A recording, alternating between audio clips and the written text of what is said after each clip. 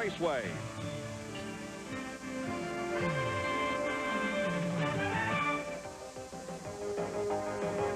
Last year, the first Winston was at Charlotte Motor Speedway the day before the World 600. 12 drivers were in the starting field. The 1984 Winston Cup champion Terry Labonte was on the pole, flanked by Darrell Waltrip. The competition was terrific. 7 lead changes among 3 drivers. The last few laps were a Harry Gant-Waltrip battle. Harry led 31 of the 70 circuits, but his tires went away.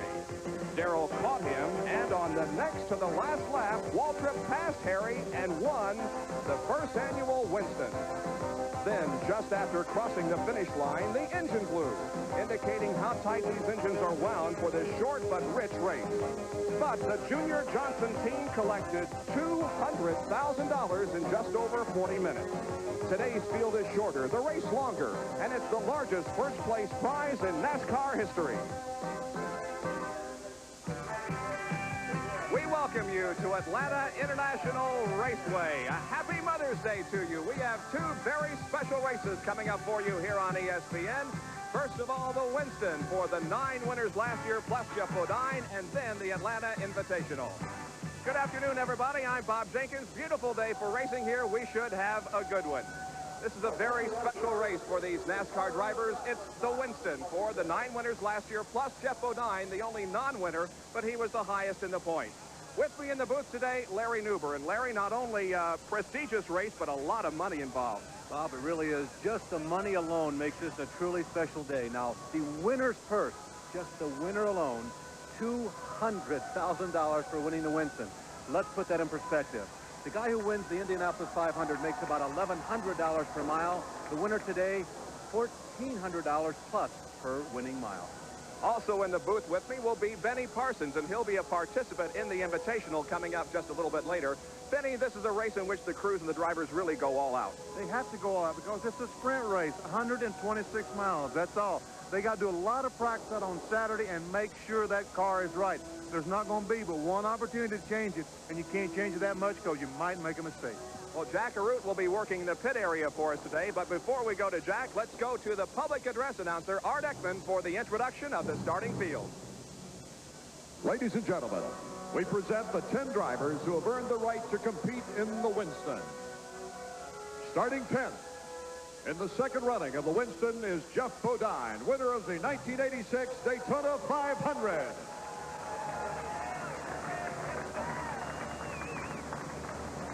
Jeff Bodine is driving the Levi Garrett Exxon Chevrolet Monte Carlo, owned by Rick Hendrick. Jeff is one of the 2 drivers eligible for the Winston Million in 1986. If Jeff can win the Coca-Cola 600 at Charlotte Motor Speedway 2 weeks from today and the Southern 500 in Darlington on August 31st, he will collect $1 million from Winston Cigarettes. Last season, Jeff Bodine had no wins, but 14 top 10 finishes, earning $565,865. Jeff is accompanied by his wife, Kathy. Starting 9th is Greg Sachs. Greg earned a spot in the Winston by winning the Pepsi Firecracker 400 last July at Daytona Beach. The win was Greg's first in Winston Cup racing. Greg will drive the TRW Chevrolet Monte Carlo, owned by Dygard Racing and Bill Gardner. In 1985, Greg had 1 win, 4 top 10 finishes, and $234,141 in earnings. Greg is accompanied by his wife, Vicki, and his mother, Pat Sachs. Starting 8th in the Winston is Terry Labonte. Terry earned his spot by winning the Budweiser 400 at Riverside, California last June. The victory was Terry's 2nd straight at Riverside. Terry will drive the Piedmont Airlines Oldsmobile, owned by Billy Hagan and Wayne King. In 1985, Terry had 1 win, 17 top 10 finishes, and $694,510 in earnings. Accompanying Terry is his wife, Kim, and his mother, Martha Labonte.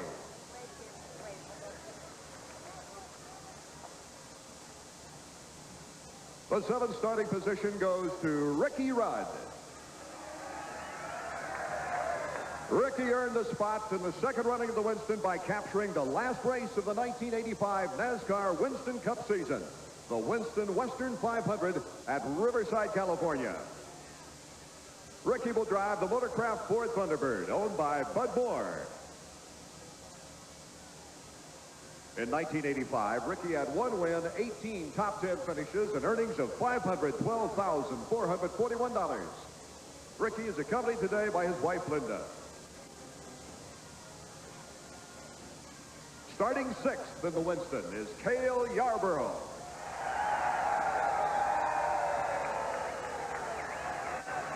Cale won the Talladega 500 at Alabama International Motor Speedway and the Miller High Life 500 at Charlotte Motor Speedway to earn his spot today. The 2 victories pushed Cale's career total to 83 wins. Cale will drive the Hardee's Ford Thunderbird, owned by Harry Ranier and J.T. Lundy. In 1985, Cale had 2 wins, 7 top 10 finishes, and earnings of $310,465. Accompanying Cale is his wife, Betty Jo, and mother, Annie Mae.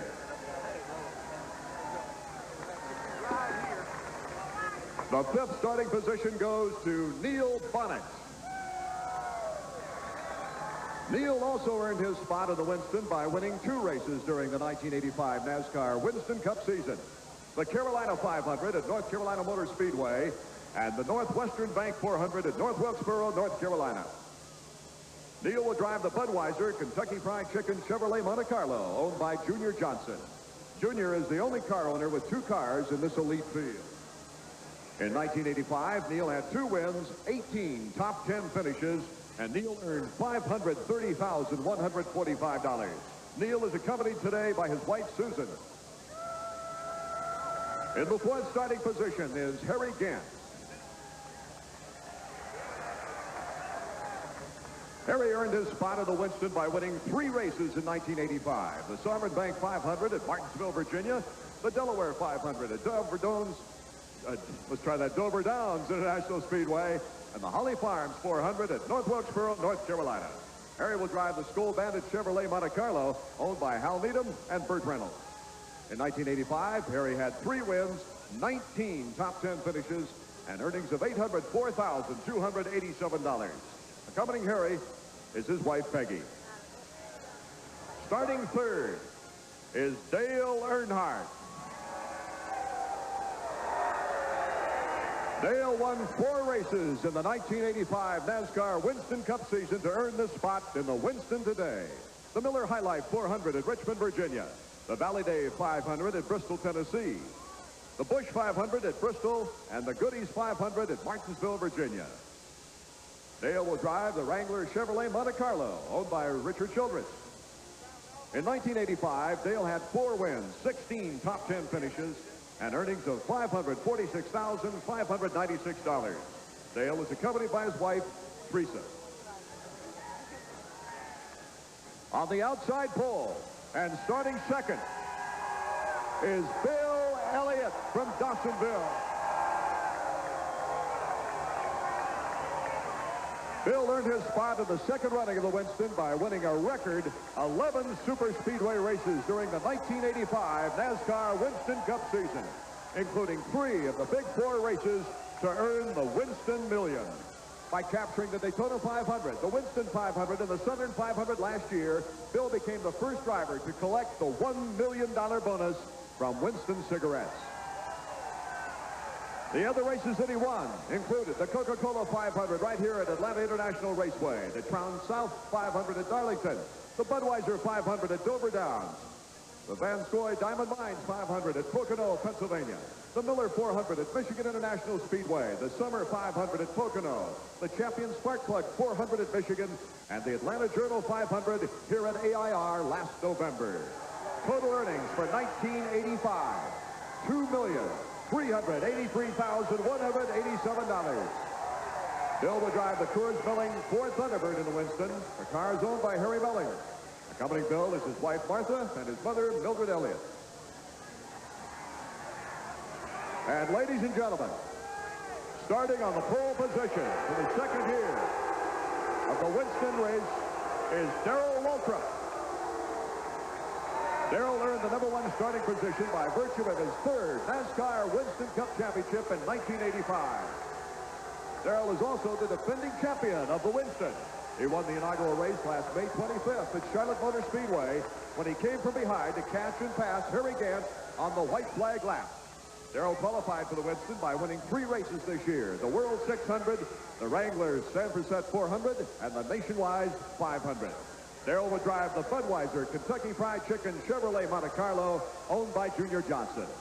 In 1985, Darrell had 3 wins, 21 top 10 finishes, and total earnings of $1,318,735. Darrell is accompanied by his wife, Stevie. Gentlemen, let's pause for pictures with the wives and mothers.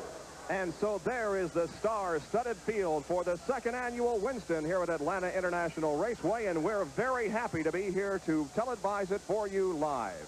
The Winston is being brought to you by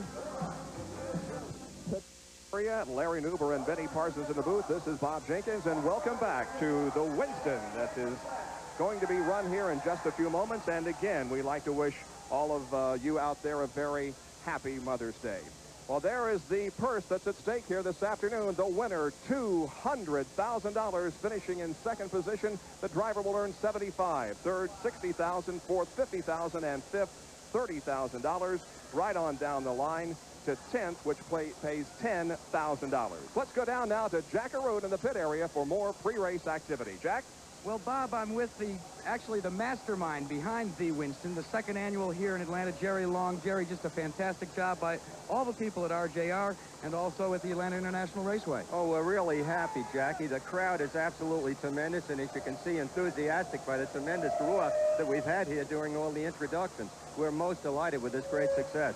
Well, the pre-race festivities were absolutely elegant. That's the only word that you could use to describe it. But let's get down to the nuts and bolts of the race itself. Spectacular race last year at Charlotte Motor Speedway, but a major change in the rules for this event. Yes, we have a major change. It's an 83-lap race, Jack. It'll cover 126 miles.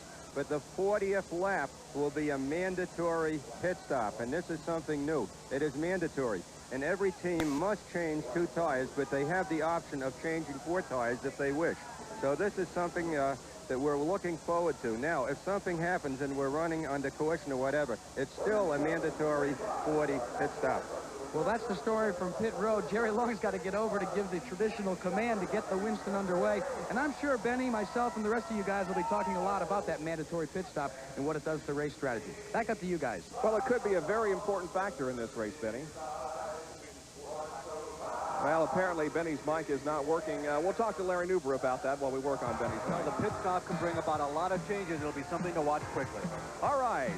We will be back with the start of this Winston from Atlanta International Raceway. We are back at Atlanta International Raceway, and there is a great crowd on hand here as the 10 cars and drivers are lined up on pit road, ready to get the command to start engines and to move on to this 1.522-mile racetrack for the start of the Winston. Let's go to the public address announcer and those famous words. And now, ladies and gentlemen, the moment we've all been waiting for, the Grand Marshal, Jerry Long. Ladies and gentlemen, are you ready? We're glad to hear that. Gentlemen, start your engines.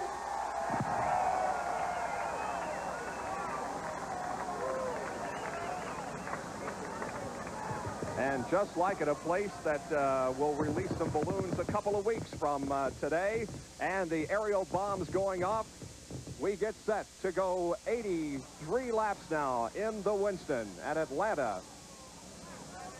Great pageantry and great pre-race activity here before we start this race. And Benny, we finally got your mic to work. Yes, I think we have. And the pageant has been unbelievable. They've had entertainment. Just a moment ago, some old airplanes went across. It's been fantastic, and I think the race is going to be fantastic as well. On the pole will be Darrell Waltrip because he is the Winston Cup champion. Behind him, actually beside him on row number 1, behind him right now, Bill Elliott, the driver who won more races than anybody else last year in the Coors Melling Ford car number 9. Bob, you know, I think it's no secret, of course, why R.J. Reynolds and Winston is involved in racing, but they have done something just a little more than get involved. They have become a part of the fabric of the sport. And as Benny mentioned, this weekend, it truly has been something special. They have done more than just spend a lot of money. They've made it special. We spent the night last night on the estate. As a matter of fact, it was the inspiration for Gone with the Wind. In the second row, Dale Earnhardt and Harry Gant. The engines are started. We'll be moving onto the racetrack and begin this event in just a moment. Return with us to Atlanta. The cars begin to roll out of pit road onto the racetrack. And once again, the starting lineup very quickly. On the front row, Darrell Waltrip, car number 11 outside, Bill Elliott in number 9. The second row, Dale Earnhardt, car number 3, and Harry Gant, number 33, the Skull Bandit. The third row, number 12, Neil Bonnet, outside Cale Yarborough in number 28. The fourth row, Ricky Rudd in 15 and Terry Labonte in 44. And in the fifth row will be Greg Sachs in car number 10 and Jeff Bodine in car number 5. There is Greg Sachs' machine moving down pit road onto the racetrack.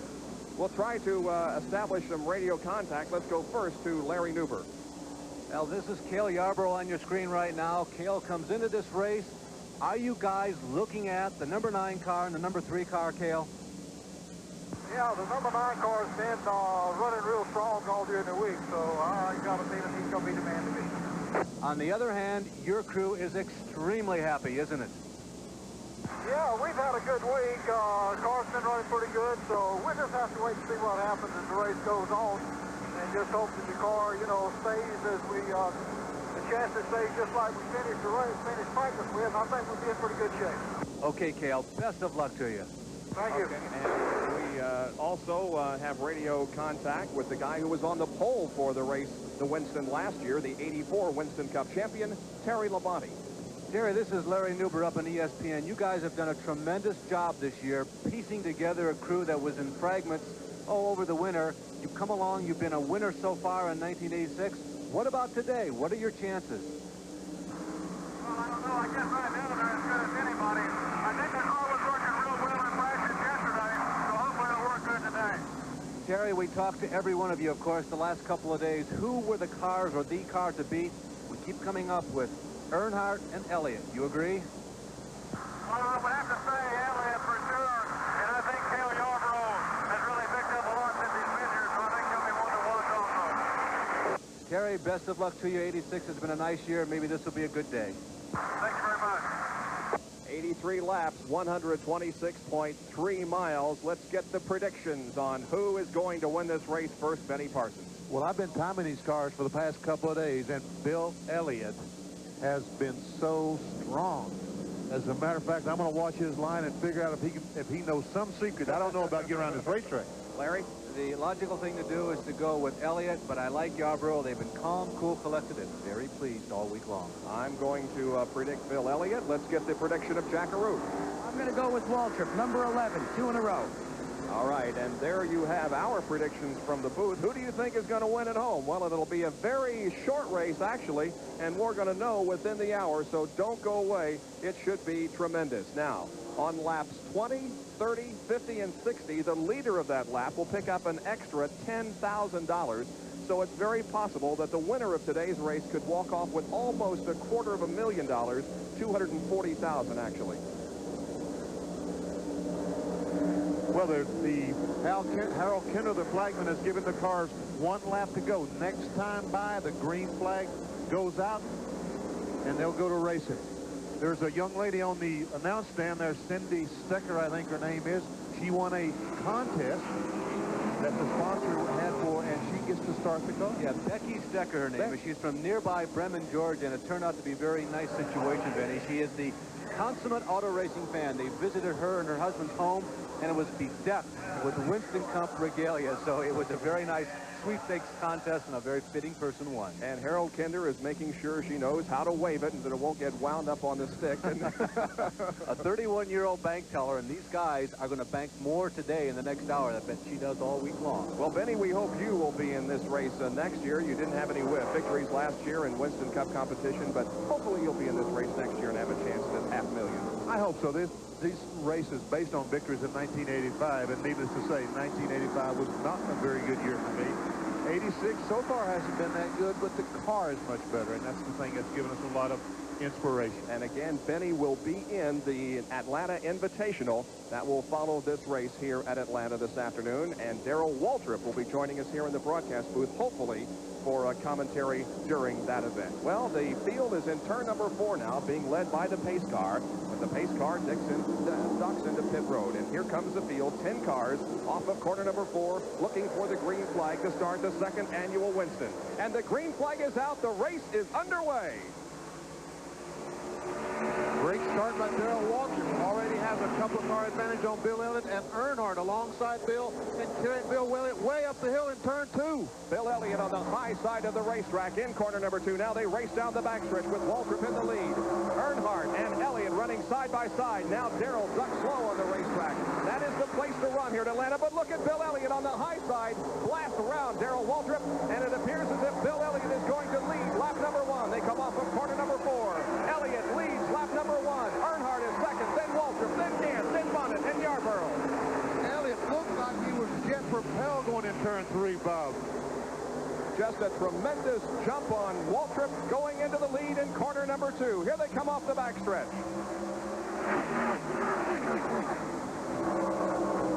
10 cars strong. Harry Gant has moved into 3rd position now. Waltrip drops back to 4th, and Cale Yarborough racing alongside Darrell Waltrip for that 4th spot in turn number 4. Elliott continues to lead. Certainly not a long race in any stretch of the imagination. There's Darrell Waltrip, who has slipped back to 4th. Cale Yarborough is moving on the high side, has the advantage. There's Darrell's teammate, Neil Bonnet, who lost a bunch of engines this week, moving underneath in number 12. And number 5, Jeff Bodine, is right behind Neil Bonnet as they go down the backstretch once again. But now Waltrip does pass his teammate Neil Bonnet and settles into that 5th position. Boy, the amazing thing, Benny, about this is that Elliott and Earnhardt immediately expressed their superiority. They didn't hold back at all. They went right for the lead, and they have a margin over everybody else already. Bill Elliott on that first lap, I could not believe how hard he went in turn 3. Darrell Waltrip looks like he's got some problems. Jack DeRoot's on top of the story. Jack? Well, I've checked with Junior Johnson, who's the owner of Darrell Waltrip's car. He says the car has developed right from the outset a severe push. And Benny, you know you don't want to go around Atlanta with a push. Exactly right, Jack. These corners are so long if the car will not turn, and that's what we mean by pushing. That means the car just will not turn. If that happens, you got big problems. And you can see that Waltrip got very high in corner number 4, pointing out the push on the car. You can see how much he has fallen back. He was the pole sitter in this race. However, he has dropped back that much and is currently in 5th position, but being challenged by his teammate Neil Bonnet. They come off of the 2nd corner and go down the backstretch. Bonnet is to the inside of Darrell Waltrip. Here they come. Waltrip cannot hold on to the spot, and Neil Bonnet, at least for the time being, no, not quite. They're side by side into the 4th corner. Now Bonnet pulls ahead, and along comes Jeff Bodine. The high side of the racetrack this early in the race is not the place to be. Darrell has big problems with sprint race. He is a master at adjusting the car, but he doesn't have long to do it today. They will have one pit stop. There's at least one that's mandatory. You can see Darrell Waltrip way out of the racing lane as they go around the half-mile long turns 1 and 2. Benny, the turns here about a half a mile in length. The straightaway is just a mere 1/4. So those turns, the stagger, the tires are so important. Boy, they mean so much at this racetrack because it's all corner almost. 2/3 of the racetrack is corner. If you have a problem, it's magnified here worse than any other track we run on. This is the battle for 5th position. It involves Neil Bonnet in number 12 and Jeff Bodine in car number 5. In 7th position is Darrell Waltrip. Running in 8th spot is Terry Labonte. 9th is Ricky Rudd, and in 10th is Greg Sachs. The lead is held by Bill Elliott. 2nd is Earnhardt. 3rd is Gant, and 4th is Yarborough. Benny, you know, everybody was saying that Elliott and Earnhardt would be the cars to beat, but I don't really think that everyone expected this much dominance this early. Yarborough right now is studying in a challenging position. Everybody expected him to be so. They were really expecting Harry Gant. But Elliott and Earnhardt are outclassing everybody easily. Boy, they are going on. Cale Yarborough right now looking alongside Harry Gant as they come off turn 2. We're watching Neil Bonnet, Jeff Bodine, and Darrell Waltrip. Now there goes Yarborough to the inside of Harry Gant, and Yarborough does pick up that third spot. Cale Yarborough, who was one of the double winners of 1985. Remember, of course, Bill Elliott with those 11 record-setting super speedway wins, led all of these people in this race with the most number of wins. Both he and Darrell Waltrip, it bears worth repeating, and put this into perspective in your mind. Each of them won over $1 million.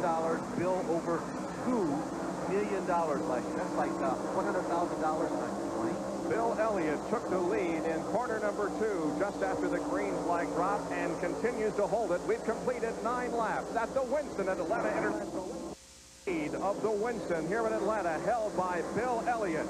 His pace 164.046 miles an hour, but right behind him, in fact, closing in, is Dale Earnhardt. The margin was about 3 seconds just a few laps to go. It is down now to just a matter of car lengths, actually, as they go down the backstretch. Bill Elliott leading Dale Earnhardt. Still in third position is Cale Yarborough. Fourth is Harry Gant, and fifth is Neil Bonnet. Bill Elliott's car does not seem like it could stay on the bottom of the racetrack as well as Dale Earnhardt. And that's exactly where I think the difference is. There we see Neil Bonnet and the 5-car Jeff Bodine. That's a race for about 5th or 6th. Neil Bonnet from Hueytown, Alabama, driving car number 12. Earlier in the weekend, we had a chance to talk with Neil, and we asked him about the strategy. How will you run this race? This thing here, the pace I'm going to run is wide open. We don't have any choice. We're going to run this race the full distance, just like it was a short sprint, or instead of running 2 qualifying laps, we'll run 100-something miles of qualifying. We're going to go just as flat out as we can run, because somebody in that race is going to do the same thing. A Dale Earnhardt, or Darrell Waltrip, or Bill Elliott. Somebody's going to make you run that pace, so we're approaching the race. Figuring we're going to be a guy that's going to either do it or be capable of keeping up with a man that is doing it. Right now, Neil Bonnet has his hands full with Jeff Bodine, who is challenging him for that 5th spot. There is 5th, and 6th, as Benny told you. Remember, the leader continues to be Elliott. Earnhardt runs 2nd. Yarborough is 3rd, and Harry Gant is 4th. Now, behind this duo, in 7th position, is Darrell Waltrip. 8th is Terry Labonte. 9th is Ricky Rudd, and 10th is car number 10, Greg Sachs. And everybody is separated by at least 10 car lengths, except the 2 of them. Bonnet and Bodine racing down the front straightaway.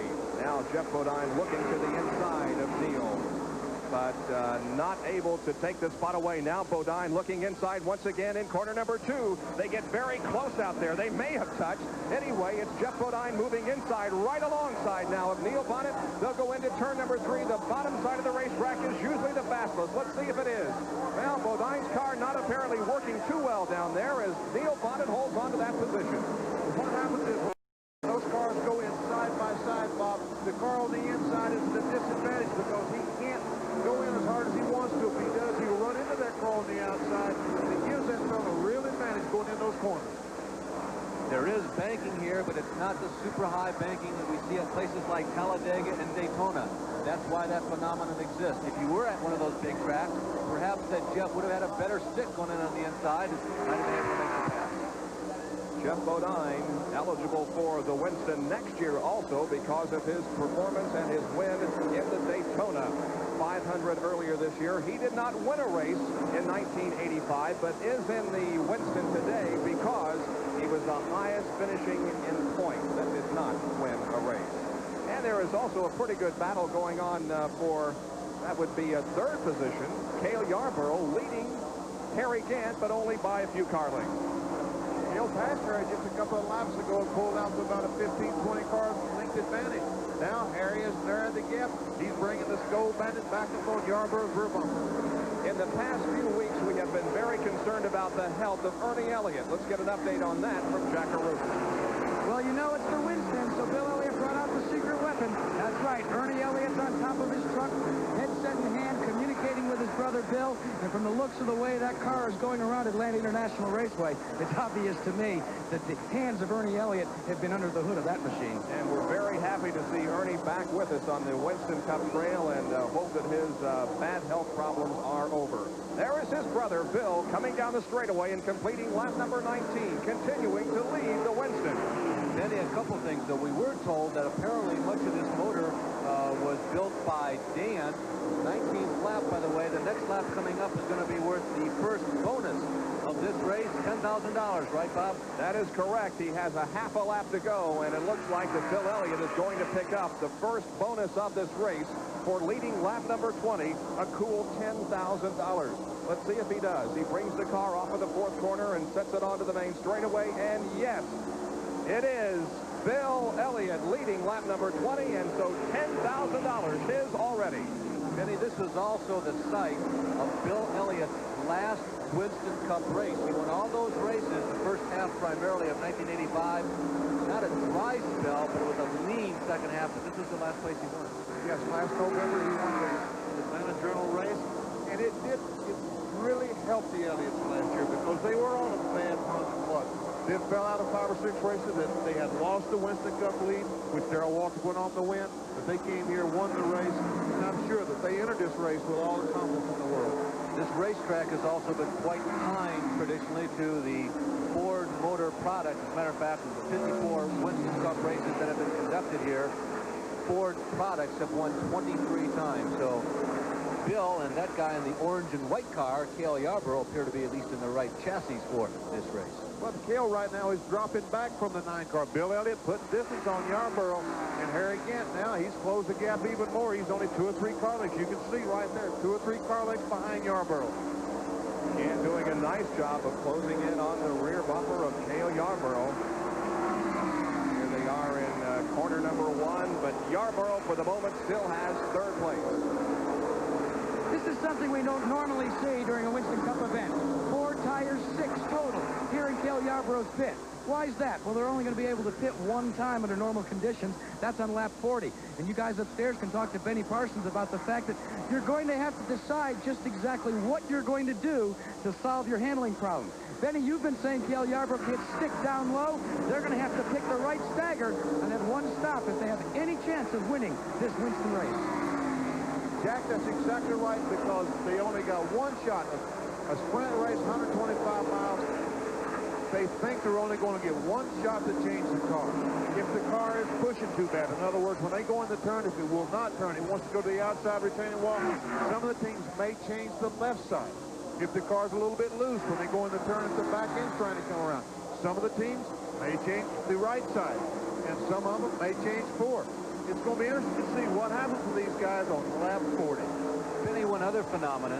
You know, in normal situations, you get a set of tires, you go out and you test it the day before the race, you get a feel for what you have.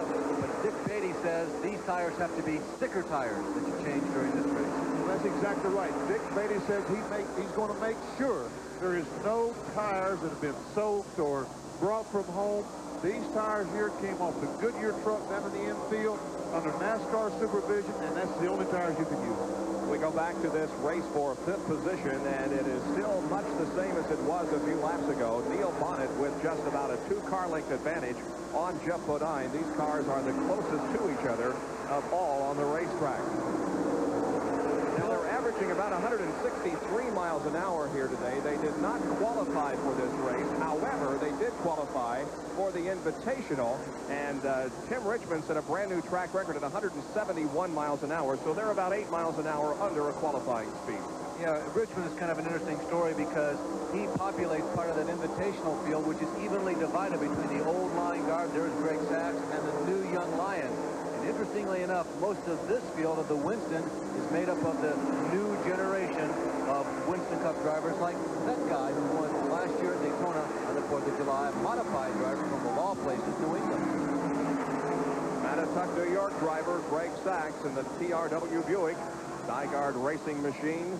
There you can see only 1 win in 59 starts, but 7 top 10 finishes. That went last year at the Firecracker 400. There is Terry Labonte and Ricky Rudd as we continue to work our way up the field. 8th and 9th position here. Ricky Rudd, who has had a tremendous season on the short tracks, Benny. They really have their act together on tracks that are less than 1 mile. Struggling a little bit, but struggling is too harsh of a word. They've been a pretty competitive team now for 2 years. Well, they have been competitive, but you're right. On the big tracks, they're not the consistent team up front leading the race. But on the short tracks, boy, they're terrible. They are really good. And Terry Labonte from Corpus Christi, Texas, now living in North Carolina, running in 8th position in that Piedmont Airline Oldsmobile number 44. He hasn't run all that great at Atlanta International Raceway, he says, but they're very happy with this car. Him and crew chief Steve Meal are pretty pleased with the performance of this machine so far. Running up in 7th position is Darrell Waltrip, who started from the pole in this race, but has dropped back.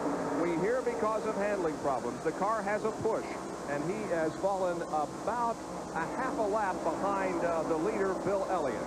Benny, would you have gone out and run a 200-lap race the night before this one? Waltrip did, he won. He won the race last night, but I tell you what, his fame was short-lived. Now we continue to work up to this 6th and 5th place battle between Jeff Bodine and Neil Bonnet. Well, like Greg Sachs, a graduate of the modified ranks, he also has some experience in super modifieds, originally from New York. And we are approaching another $10,000 lap here, and it appears as if Bill Elliott is going to pocket another bonus. Here he is off the 4th corner, and indeed he does. Another $10,000 for Bill Elliott. He leads lap number 30, and if he can continue this pace, win all 4 bonuses and the entire race, he will pick up $240,000 for about a 40-minute adventure. Benny, putting together 1 lap, I would say that Earnhardt has got to be maybe the most feared driver out there, and Elliott is making it look easy, particularly because Dale is the closest one to him. Well, Bill is making it look easy, but Bill Elliott is a very consistent driver. His car is very consistent, and right now that's exactly what he's doing, just getting good, consistent laps. And running in 2nd position, and the interval is about 2 seconds now, Dale Earnhardt. You know, all the cars have made dramatic and sweeping changes, particularly aerodynamic. And one thing I was noticing in the pits yesterday was that this Richard Childress, Kirk Shermerdine wrench car is one of the most simple and maybe one of the closest to factory production of everyone that was down there yesterday. Awesome Bill from Dawsonville, Georgia, winner of the $1 million last year, stands a good chance of picking up almost $250,000 here this afternoon. He has led both bonus laps to this point, and he is the leader of this race. We're televising for you live the Winston from Atlanta International Raceway.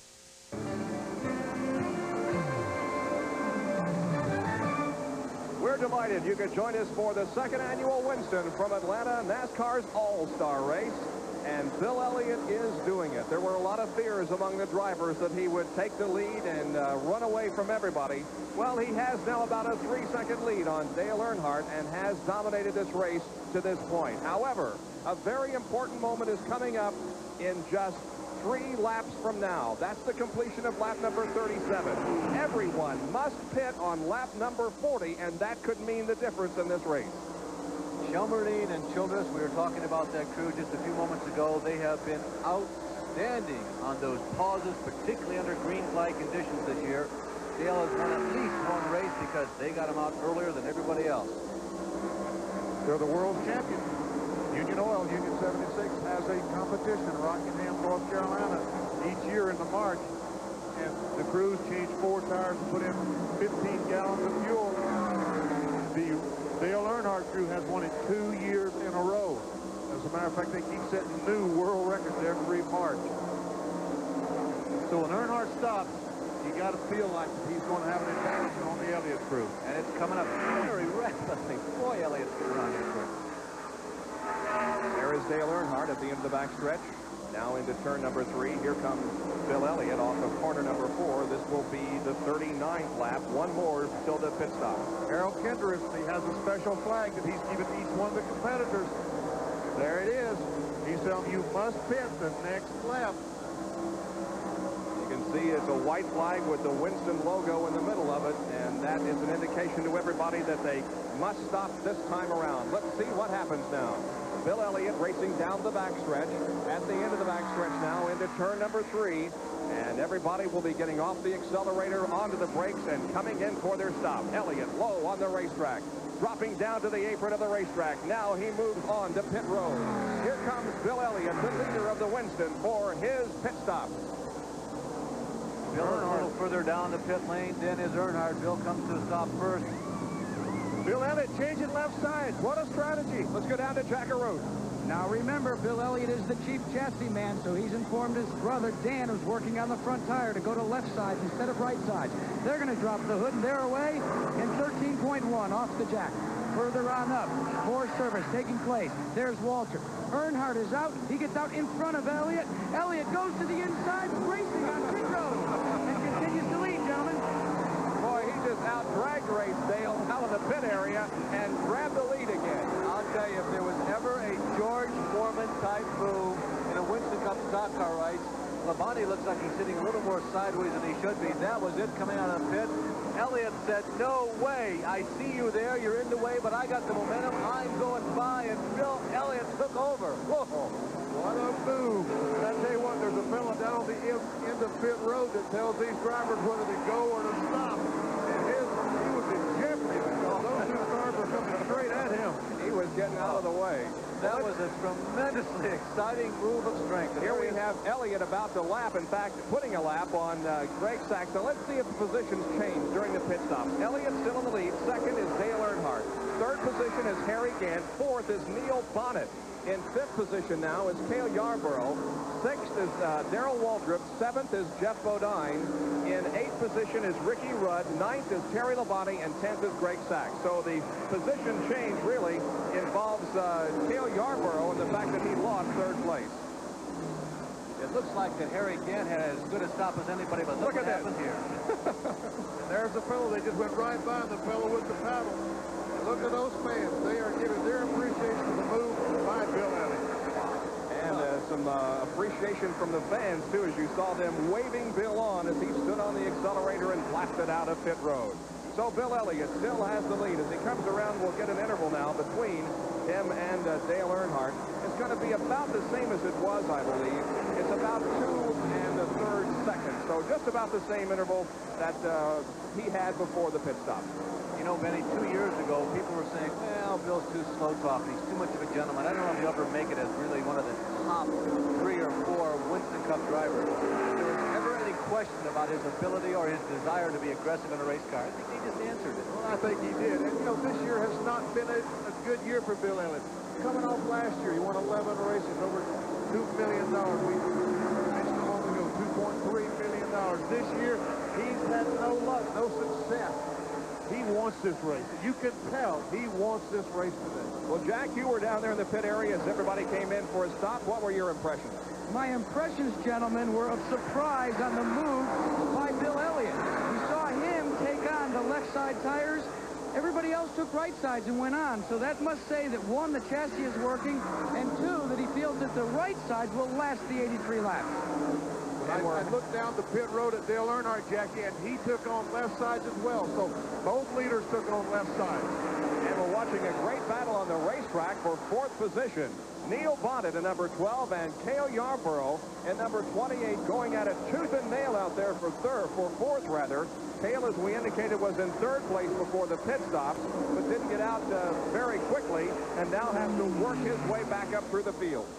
Junior Johnson and crew tested a lot of cars for this race. They really wanted this one bad. They couldn't come up with one that really seemed to be suitable for Neil. This is a brand new race car. They put this car together reasonably rapidly and constructed it specifically for this race because they just couldn't find another one that worked as well. 4th and 5th, and not too far behind Yarborough.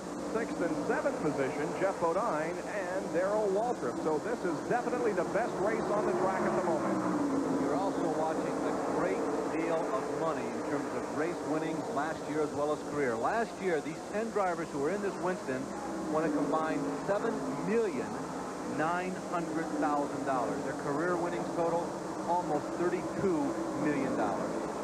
Cale Yarborough trying a different line on Earnhardt, on Neil Bonnet. He's going to the outside of him, trying to get the high groove working. We see him there. He's getting momentum coming off the corner. He can't pass him on the inside. He says, what the heck, I'll try it on the outside. He gets a run at him. Nope. Fall in behind.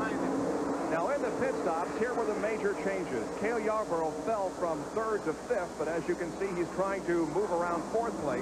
Neil Bonnet here. Car number 12, driven by Neil Bonnet, moved from 5th to 4th, and Harry Gant went from 4th to 3rd.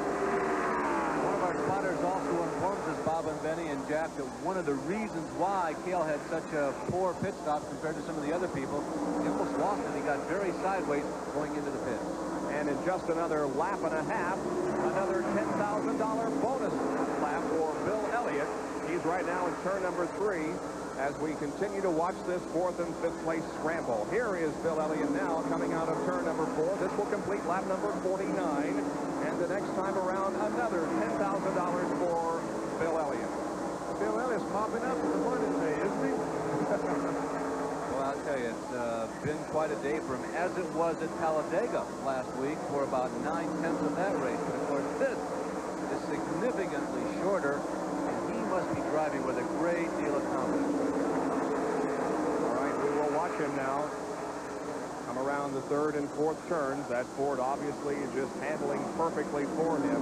Here he is off the 4th corner, and Bill Elliott pockets his 3rd $10,000 bonus lap. He has at least that much money in his back pocket and is looking to walk off with $200,000 as the winner of this race.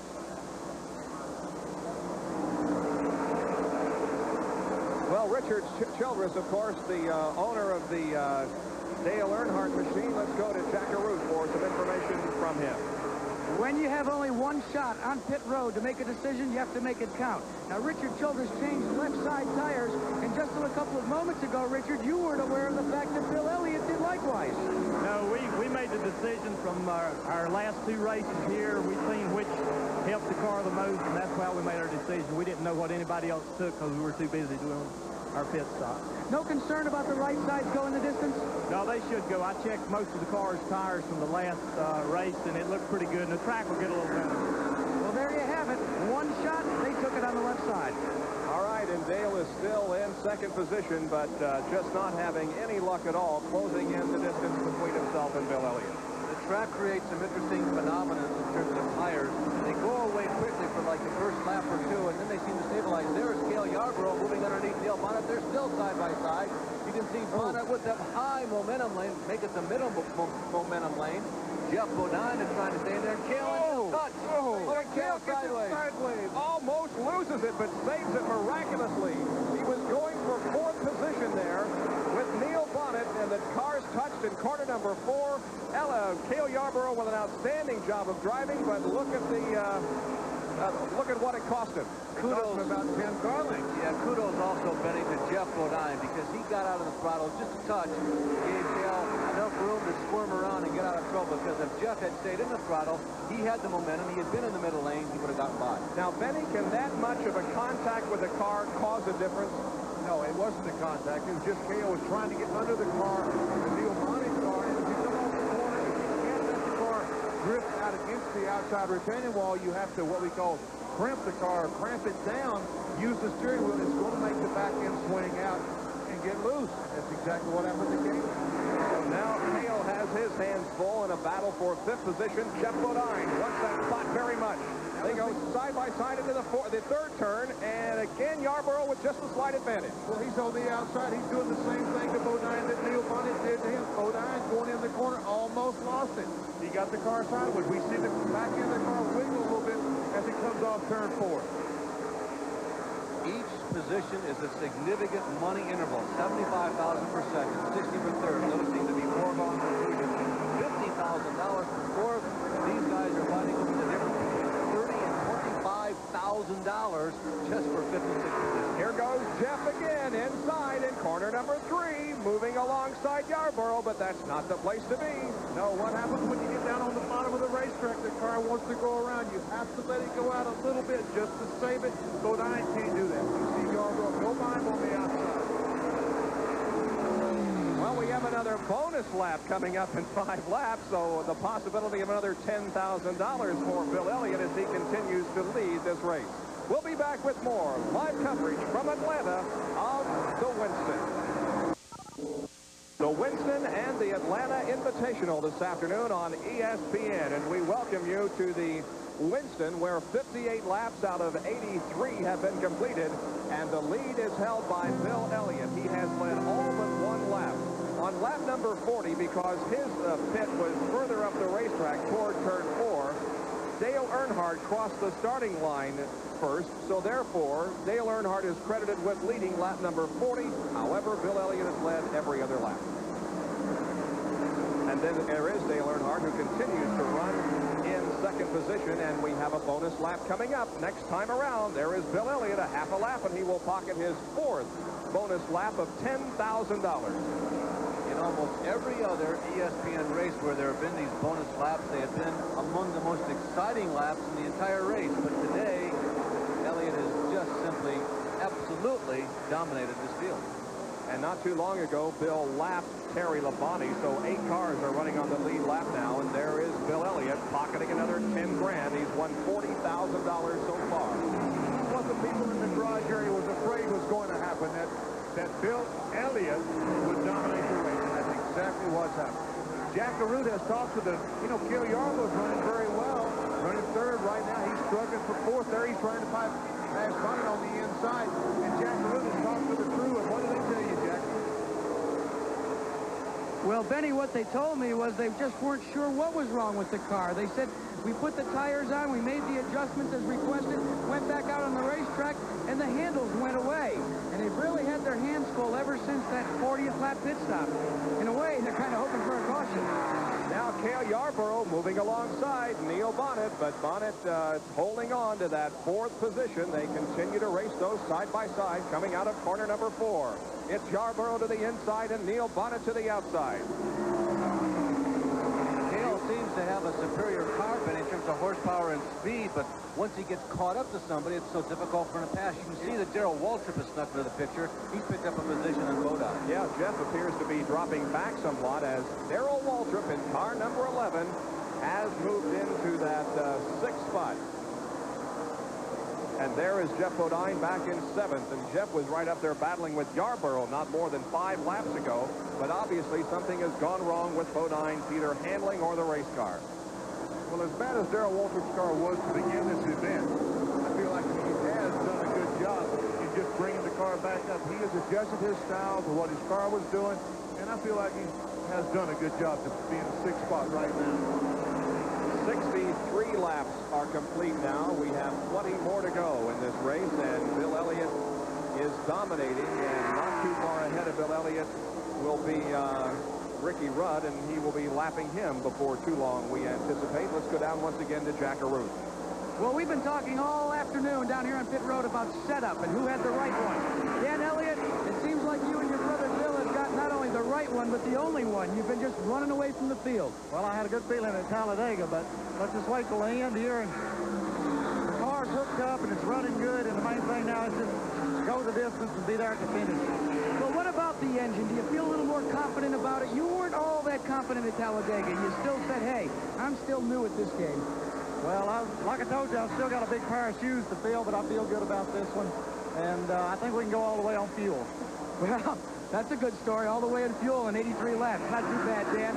But I'll tell you one thing, gentlemen. It's been flawless all afternoon. From when they pulled off the car cover right to the checkered flag. They've been here, but Waltrip is coming on.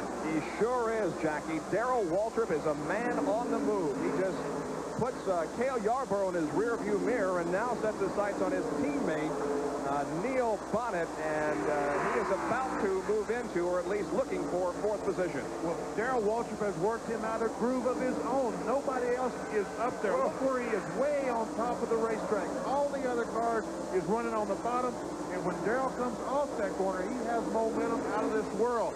Look at him down at 1 and 2, back to the outside of the racetrack. You know, everybody has to be flying a little blind after that pit stop. Usually when they talk to you, we told you that they know what they're getting with the tires they're putting on, but today was not the case. Darrell apparently has found something. He's been experimenting with the way the car drives, with the tires that he now has. He's really really done an excellent job of finding, as you call it, Benny, his own groove up there around this racetrack. Look at how high he is. All 4 tires almost above that last yellow, or rather white line up there high on the track. And down the straightaway, he passes Neil Bonnet. He has Bonnet. There's nothing Bonnet can do. Came by on the outside. Look at Darrell Waltrip up on the high side of the racetrack. That's what we call in racing the green track. There's nobody up there but Darrell Waltrip. The car does get a good bite up there. So Darrell Waltrip is now in 4th position. Harry Gant running ahead of him, and so is Dale Earnhardt and the leader of the race, Bill Elliott. It is definitely too little, too late. We're going to look at Bill Elliott taking one lap around and then compare it to what Darrell Waltrip is running right now. Here comes Bill coming around turns 3 and 4. Too little, too late, meaning no matter how fast Darrell is racing right now, he's not going to have enough time to catch that man, the leader, Bill Elliott. He is at least 1/2 a lap behind. But there are so many things that these teams can do as we start the clock on Bill Elliott. Springs, of course, are something that you adjust. You set them up before the race begins. You can't change that. Tire stagger is something that's also a factor. Depending upon the tires that you have or that you practice with, you can make some adjustments there.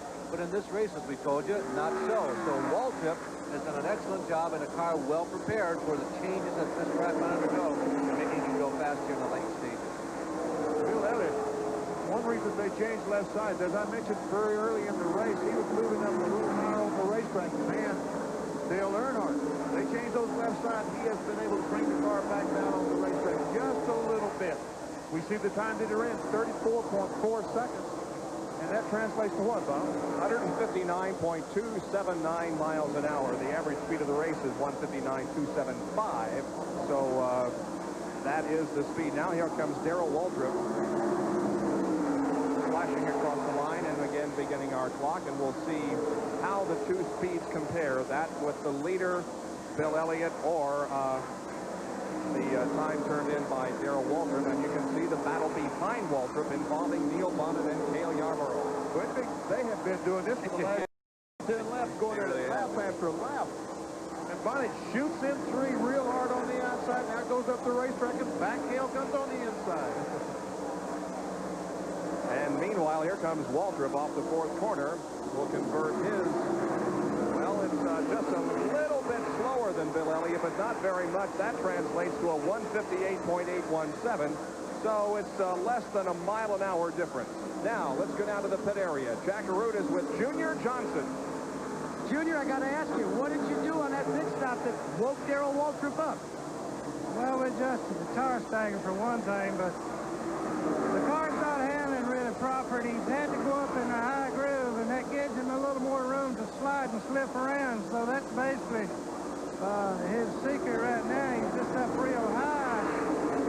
It gives him room to kind of slide and slip. So, but it's too little, too late. He's not going to win at all. Well, they remarked about that, but what if a caution came, Junior? Do you think you can make one? I think the caution come, we can adjust the chassis to satisfy what we did to the car, and he'd be right in the thick of things. Well, that's what Junior Johnson thinks about how Darrell Waltrip's running. All right, again, Darrell was the pole sitter, dropped back considerably in the early stages, but since that pit stop, he has come on to capture 4th position. There is Neil Bonnet running in 5th, and right behind Bonnet is Cale Yarborough, and they continue to dice for position. Well, 5 of the 10 drivers who entered this race have career wins here at Atlanta, and there are 2 of them right there. They are going at it just like they have been for the last 20 minutes. Neil Bonnet and Cale Yarborough. Cale leads with 7 wins here. Bonnet is next with 3 wins, interestingly enough. Earnhardt, Elliott, and Waltrip are the other people who have won here. There are less than 10 laps to go in this race. 73 have been completed. Bill Elliott is in corner number 3 now as we continue to watch this Neil Bonnet and Cale Yarborough duel. Well, this really is a classic race. Especially for $200,000, I wouldn't be able to contain myself because it keeps going back and forth. I think Neil's rear end got a little bit sideways there in the 2nd corner, and Cale was there to take advantage of it, but Cale still unable to actually grab the spot as Bonnet still has that higher and faster groove out there. And here Cale comes back on the inside just one more time. You know, even though that Cale Yarborough runs an abbreviated schedule, just going after the super speedway events on the Winston Cup Trail, he's still a big favorite. He got one of the biggest ovations when he was introduced as a member of the starting lineup for the Winston of anybody here today. The classic hard charger, Cale Yarborough. Oh, they're going to got very, very close as they exit turn 2. Benny, what's going on at this time when two of you are fighting like this? You both know each other very well. You respect each other. You know that each of the other one is an extremely professional race driver. Do you ever look over and smile at the guy? No, I don't think. They don't have time to look over and smile. When it's over, they probably will look over and smile at each other. But hey, they're racing for 5th spot. You know, they're racing for $10,000, which is a lot of money. But if this was for $200,000, believe me, it would be a lot different race. As we watch these two go at it, we can tell you that this battle here is about 3/4 of a lap behind the leader, Bill Elliott, and there are only 7 laps to go.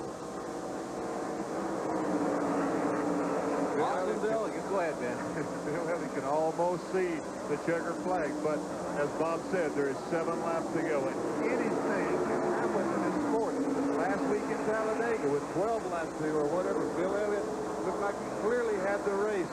Blew an engine. Percentage-wise, we were about this far into the race last week when it all fell apart on the hill. But running here at Atlanta, man, I tell you, man, I just got the feeling I don't think anything can go wrong. This guy essentially is a local track driver from Dawsonville, nearby Georgia, and he's got to be feeling pretty well. All right, here's the way they're running now in the Winston. With, when he comes around, this will complete lap 78, so we'll have 5 to go. Bill Elliott, the leader. Dale Earnhardt is second. Harry Gant, third. Darrell Waltrip, fourth. Then Neil Bonnet and Cale Yarborough. Running in 7th position is Jeff Bodine. 8th is Ricky Rudd. 9th is Terry Labonte. And in 10th is Greg Sachs. Guess what? Cale Yarborough just passed the 12th car. Finally, at last, and he had to go to the outside to do it.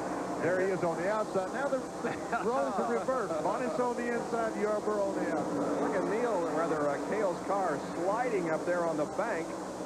Let's see how they shake out as they come out of the corner. And it's a side-by-side race. Yarborough just slightly ahead. It's been a while since I've seen two such evenly matched race cars. Neither one can get an edge at work, and they both have tried every lane on the racetrack, and they still stay together. Neil Bonnet went up, drifted up that time. He wanted to see if he could get a shot on the outside of Yarborough because he was going to try the same thing. Now he's going to try to get on the bottom. Here he goes in turn number 3. Neil Bonnet does take back that 5th position, but can he hold it? These fellows are really going after it. That'd be a tough call, depending upon which car you were sitting in, Benny, as to which lane to go after, because both of them have had failures and successes in all 3 lanes of the racetrack. They sure have. Side by side. Bill Elliott, meanwhile, he just cruises along by himself. But this is a classic race, folks. This is what starting our race is all about right here. And there are several people we would like to thank, among them Roger Bear from R.J. Reynolds, who is with us at just about every NASCAR race that we do, and we always appreciate and enjoy being around Roger. And Bobby Matson here at Atlanta International Raceway. The hospitality extended by the racetrack just tremendous. It has been a great weekend here in Atlanta. This is the 100th anniversary of Coca-Cola, who, by the way, is significant in terms of the team of Cale Yarborough. Big celebration in town. The Braves were in town. Mother's Day, of course, up in Indianapolis. They had full qualifying this weekend. So a nice weekend. The weather is held off, and a good racing weekend to top everything off. And the white flag is going to be coming out for Bill Elliott as we continue to watch this tremendous battle involving Cale Yarborough and Neil Bonnet. Yarborough up in the gray that time, still able to hold on to that 5th position. This is just great racing. Here comes Bill Elliott, and the white flag flies. 1 more lap to go, and Elliott will pocket $240,000 in winning the Winston. I'll tell you what, these Georgia fans are loving it, too. Bill from just about 50 miles up the road. It's a 3.7-second lead, so Bill could almost coast home to victory from here. It will be his first victory of 1986. Here he is in the middle of turn number 3 now. On to turn number 4, the banking here in Atlanta. Elliott comes off of the 4th corner, sees the checkered flag waving from Harold Kinder, and there it is. Bill Elliott has won the Winston. Finishing in 2nd position is Dale Earnhardt. Crossing the line in 3rd position. And we'll be watching for him to come off of corner number 4 will be Harry Gant. Their 2nd place, Dale Earnhardt. Harry Gant finishes 3rd. this battle. Waltrip is going to finish fourth. Let's see who finishes fifth as Bonnet almost loses it low on the racetrack, and Yarborough gets it. Whoa! Leo Bonnet almost lost it. Did he go for that? He went for it. Darn it, he could go. So congratulations to Bill Elliott, who has put it all together here this weekend, leading all bonus laps, totaling $40,000 plus the win, which pays $200,000. The victory was about a 3.5-second margin over Dale Earnhardt. Well, Benny Parsons has to scoot away because he has to participate in the Invitational. So thank you, Benny, for being with us, and good luck in that race coming up. We'll be right back in just a moment to talk with the winner of the Winston, Bill Elliott. Being brought to you by Goodyear Eagles. You either have Goodyear Eagles or you need them. And let's go to victory lane. Jackaroot there with Bill Elliott. Well, congratulations, Bill Elliott. You may have won it on the track, but it looks like you might have won it in the pits, too, with that pass to Dale Earnhardt. Well, I'll tell you what, I didn't know what Earnhardt was going to do, but I was bound and determined I was going to get by you. What was the move, though? You looked like you were going to go to the outside of him, then you said, ooh, the inside seems to be better. Well, it looked like he kept fading to the outside, and I saw plenty of room on the inside, so I just came to the inside. Was it as effortless out on the racetrack as it looked from the stands? Well, the car worked good. The thing was just not exactly right, but it still worked great. I think for the length of the race, it was perfect. I couldn't ask for no better. Listen, $240,000. You took $1 million from him last year. You really like this R.J. Reynolds tobacco money, don't you? Well, I'll tell you what, we'll keep coming back. What about it? Is the Winston here to stay? Is it a premier event, Bill? I think it is, and I think today showed it. It's a climax. Well, Ernie was on top of the truck. Did he say anything on the radio when you took your cool-down lap? No, he didn't say a word. Just congratulations. Everybody did a heck of a good job. I'll tell you what, Dan doesn't build a bad engine himself, does he? Well, they all work good, believe me, and the car held together, and it did its job. Well, a very happy Bill Elliott. He's won for the first time in 1986, and it was $240,000 worth. Gentlemen? Not a bad payday for Bill Elliott, his best finish of the year of 5th prior to today. And once again, a happy Mother's Day to all of you watching us this afternoon from Atlanta International Raceway here on ESPN. We have just completed one race and are about to bring you now the Atlanta Invitational. This is a special race because the starting field is determined by a vote of the racing fans. Now, he has worked his way up here, and joining us in the broadcast booth will be Darrell Waltrip. Let's go upstairs to Larry Nuber and Darrell Waltrip.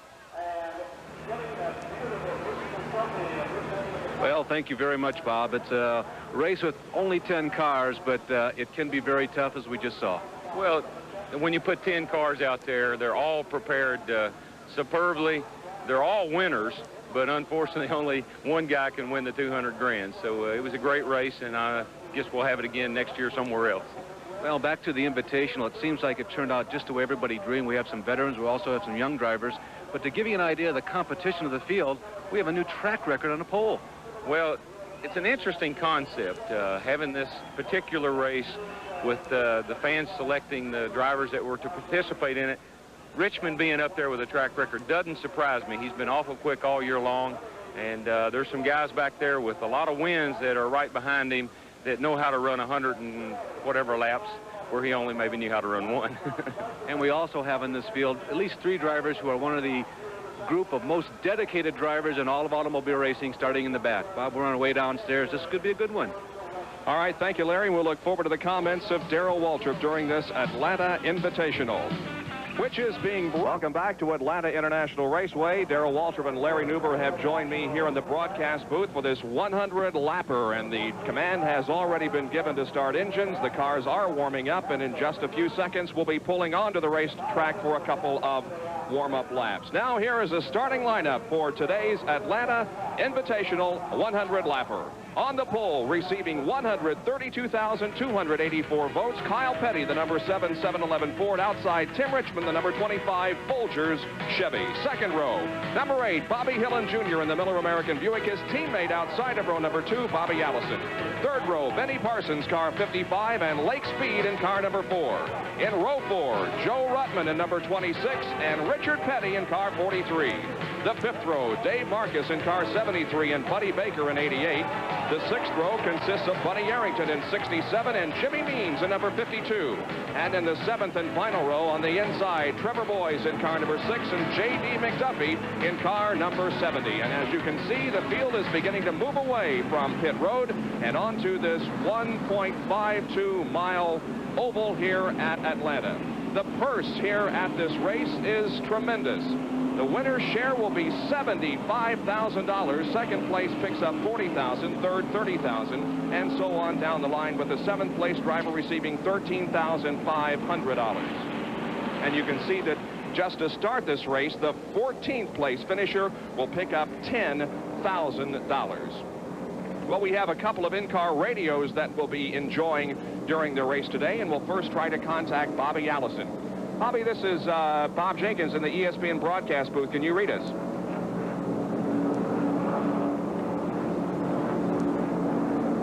This is Bob Jenkins in ESPN broadcast. Can you hear me, Bobby? Bobby will be starting outside of row number 2, having qualified for this race at 169.971 miles an hour, and hopefully we can establish some radio communication with him. He had an excellent day last week, of course, at Talladega, as he came home the winner of that 500-miler. We also have some radio contact, hopefully, with Benny Parsons. Benny Parsons, Benny, do you feel like you're driving for the 117,000 some odd fans who voted for you, or is this just a race for yourself? Well, you know, the fans have to take it into consideration because they did vote for me. And for everyone that voted, appreciate it. We'll try to do the best we can. Benny, you know, we have talked about setting the car up specifically for this race, but you guys went with the traditional setup, didn't you? Well, basically we did as far as the engine is concerned and what have you. Although the chassis, we try to get it a little bit closer than normal because we don't have that long to adjust it. Okay, Benny, good luck to you. Buddy Arrington in car number 67 has been on pit road again. He made a very brief stop, but is pulling back out onto the racetrack, as you can see, and will fall into his 11th starting position. Okay, it's prediction time. Darrell, who's going to win this race? Well, there's really in the starting lineup, there's no surprises, I don't think. The cars that you would expect to be near the front of the field are there. The cars that you would expect to be near the rear of the field are there. So, I don't know. Emotionally, I'm pulling for Lake Speed. The poor guy has, you know, had trouble, lost his ride, and he's in a good car today. Rick Wilson run that car awfully well last week. But by the same token, Joe Ruttman has been awfully close on a couple of occasions. My hat, I'm going to tip it to Joe today. All right, Larry, how about you? It's really a tough one to call because there are so many people who got to be hungry for this race. Richmond's had a disappointing season, wants to be strong. Kyle Petty, one of the 2 or 3 fastest on the track last week. I think, however, Bobby Allison is on a roll. Well, we have a couple of drivers who have already won this year, namely Kyle Petty, who's on the pole, and Bobby Allison. Now, the number 88 car of Buddy Baker is starting at the rear of the field because he has changed tires. Here comes the field down off the 4th turn, and the green flag is out. The Invitational from Atlanta International Raceway is underway, and from outside, row number 1 taking the lead down into turn number 1 is Tim Richmond, who qualified at 171.665 miles an hour, breaking the previous track record held by Dale Earnhardt. They race down the backstretch with Kyle Petty in 2nd position and a good battle for 3rd place. That is Tim Richmond leading. Kyle Petty running in 2nd position. They come off of corner number 4. Bobby Allison is running in 3rd position, but Bobby Hillen Jr. is right beside him. As a matter of fact, Hillen now moves into 3rd. Good side-by-side battle here as they come off of corner number 2 down the backstretch. The battle is for 4th position as Lake Speed and Bobby Allison go at it, with Speed on the inside and Allison on the high side of the racetrack. And we've heard many drivers say, Darrell, that you've got to work low on the racetrack here to be effective. Well, that's the best place to be, right around the bottom of the racetrack. If your car's handling well there, then you're going to be something to deal with as the day goes on. And so far, looks about what I would expect. Bobby's up on the high side trying to make a move up to the front, and Richard's right there with him. And hang in there, Lake. You're looking good, buddy. He's doing a good job, too. I think the surprise might be Hillen hanging in there in 3rd place. Darrell, Lake really looks hungry. You talked to him at the top of the show. I asked him yesterday, do you have something to prove? He said, well, no. He said, but I think they're going to notice me tomorrow. We'll look at him skating off the floor. Well, I want him to do well, and I know he wants to do well, and I just hope he realizes this is a little bit of it's not a 10-lap heat race, and it's not a 30-lap feature. You got to pace yourself a little bit. Boy, this is a great battle here for fourth, rather. Look who's moving up into fourth position. It's Richard Petty. And listen to the people. Yeah, Lake just got real. Lake's a little loose. He was jumping sideways off the turn there. He needs to cool out just a little bit. Petty and Allison running side by side, and behind them now we see Lake Speed and Joe Ruttman running side by side. Behind them it is Benny Parsons on the high side of the racetrack and Dave Marcus. So some good competition back here for 4th, 5th, 6th, 7th, 8th, and 9th. Up front, however, it's Tim Richmond who has pulled away from second place Kyle Petty.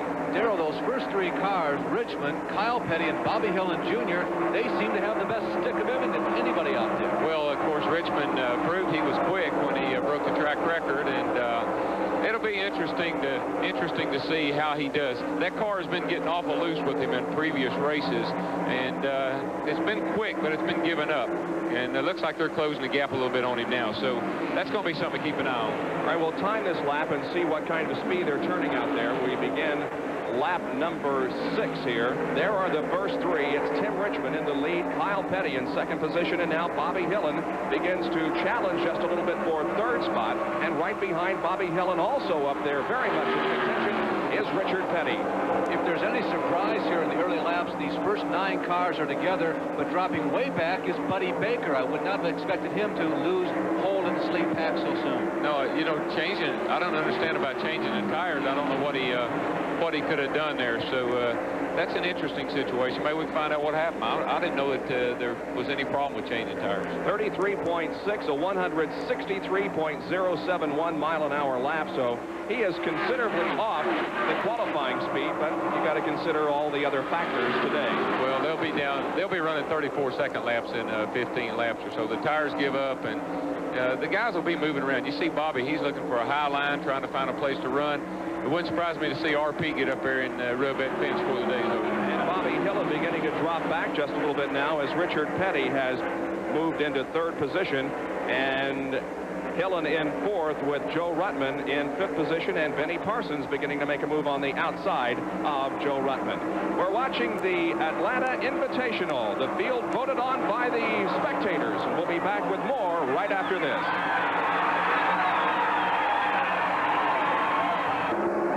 Back at the Atlanta Invitational, where Kyle Petty has all of a sudden come from several car lengths back, shot around Tim Richmond, and Kyle Petty is now in the lead. Darrell, not a super speedway. We talked about the tires, how much they changed the first 7 laps you're on them. How about the draft here? Did Kyle use the draft? Is there a factor? There is, but again, handling is a premium here. If you can drive hard into the turn, you can do exactly what Kyle did. You can go under a guy and force him up, and you're off to the races. Kyle's car looks awfully good, and Richmond's car is doing what I pointed out. I think it's given up just a little bit. But the good thing is, for me anyway, I think for the fans too, how tightly bunched these cars are staying. This is a good race. Nobody's really pulling away and leaving anybody. Now, we will have to have a pit stop, of course, in this race. It's a 100 lap or 152.2 miles, so we certainly will have to have a pit stop and a lead change at the end of the backstretch going into turn number 3. Once again, Tim Richmond pulls his car into the lead with now the Pettys running second and third. Kyle in second, Richard in third. They come off of turn number 4 once again. Bobby Hillin Jr. running fourth, and then Benny Parsons. Kyle Petty is racing with a cracked bone in his leg as well as a crack across the kneecap. He was injured in that altercation at Talladega last week when Cale Yarborough's engine went. Kyle was in a cast earlier this week. He took it off to run here and perform. Also, the Woods brothers. They are the leading all-time winner in terms of a team here at this racetrack. Dave Marcus also showing well as he has moved ahead of Joe Ruttman. There is Ruttman and Lake Speed running together on the track.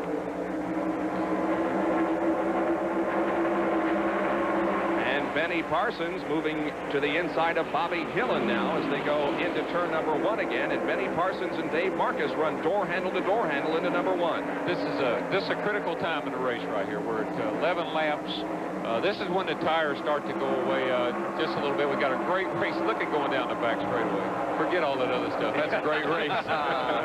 Boy, the pennies are looking strong here, aren't they? Oh, everybody, look at Marcus. And, yeah. It's a great race. Everybody is staying very close. Oh. Richard, and there's Joe right in the middle in that bright green Quaker State car, finding enough room to get by. Everybody kind of took a back seat to Tim Richmond, but after everybody's tires sort of evened out, they all caught up with them, and it looks like they're going to be this way all day. They're running at a 162.106 mile-an-hour pace. That was the average after 10 laps, and we've completed 12 now. Down the backstretch, once again, it's Kyle Petty back in the lead with Tim Richmond second. Then Richard Petty, followed by Bobby Hillen, Dave Marcus, Joe Ruttman, Lake Speed, Benny Parsons, Bobby Allison, and Buddy Baker. And Darrell, while everybody's been changing positions up here and trading, Buddy Baker is caught up. He's moving up. He's visibly closer. Yeah, he is. He probably was too tight on the start. Maybe he had brand new tires. I don't know. And now the car is freeing up. And the reason I said it was critical, get back to that, as these two guys continue to race each other down the back. 3 wide coming off there. 4. How many wide is that? Wow. I've never seen them that wide before. you ought to watch Daytona sometime. Oh, man. I think I'll excuse myself. I gotta get back down in the pits. I don't see this stuff down there. But what I was going to say, I'm going to tell you about this a bit later. The cars, you know, we run 8-10 laps in practice at a time and get a feel for what they're going to do. So right now, everybody sort of, their car is doing about what they would hope it would do. Benny Parsons now moving alongside Richard Petty, who has dropped back from the spot that he was running in just a couple of laps ago. He was third, but now Richard begins to drop back rather dramatically on the inside of the racetrack. Look at Dave Marcus, who's making a good showing in that Thunderbird, car number 73. I must have missed something. I looked up, and Kyle was running second, and I looked up again, and he said, where did he go? Same way with Richard. He's fallen back considerably. Yeah. Up front now, it's Tim Richmond, Dave Marcus, and Lake Speed. Here comes Buddy Baker. Baker's caught up. And word about Marcus, you know, he's never driven a Ford before. He's in that cream and orange Helen Ray special. The car is out of the Midwest. Helen lives out in the Southwest. But David has never driven a Ford. He's driven a Ford product. But now here comes the number 4 Morgan McClure car. This has not traditionally been a good trap for this team. But old Lake is giving a good ride, Darrell. Yeah, he is. He wants to run well, and I'm pulling for him. And, you know, Marcus is one of those guys, have you driven a Ford lately? Well, he may be driving one a lot after today. The way he's running. That's Lake Speed in the Oldsmobile on the inside of Marcus. And now Joe Ruttman sticks his nose in this battle for second position. I tell you, this is some great racing, guys.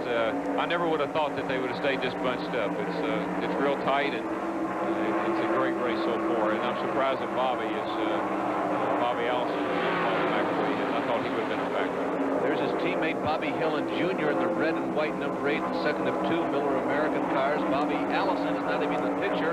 Kyle Petty is on the end there. There's Richard, of course, the bright Petty blue STP International or Dayglow or Rocket Red, whatever you want to call it. You can pick out that car very easily. And of course, Lake Speed in this race in the Morgan McClure All-Pro number 4, it's black and yellow. But it's still Richmond up front. Marcus is second. Joe Ruttman is third. Lake Speed is 4th. And Benny Parsons is 5th. There are 10 cars in the lead draft as they go down the backstretch. The other 4 cars have fallen off the pace considerably. Trevor Boyes, J.D. McDuffie, Buddy Arrington, and Jimmy Means are trailing the first pack of 10 by a considerable amount, but there is some great competition here with the first 10 cars.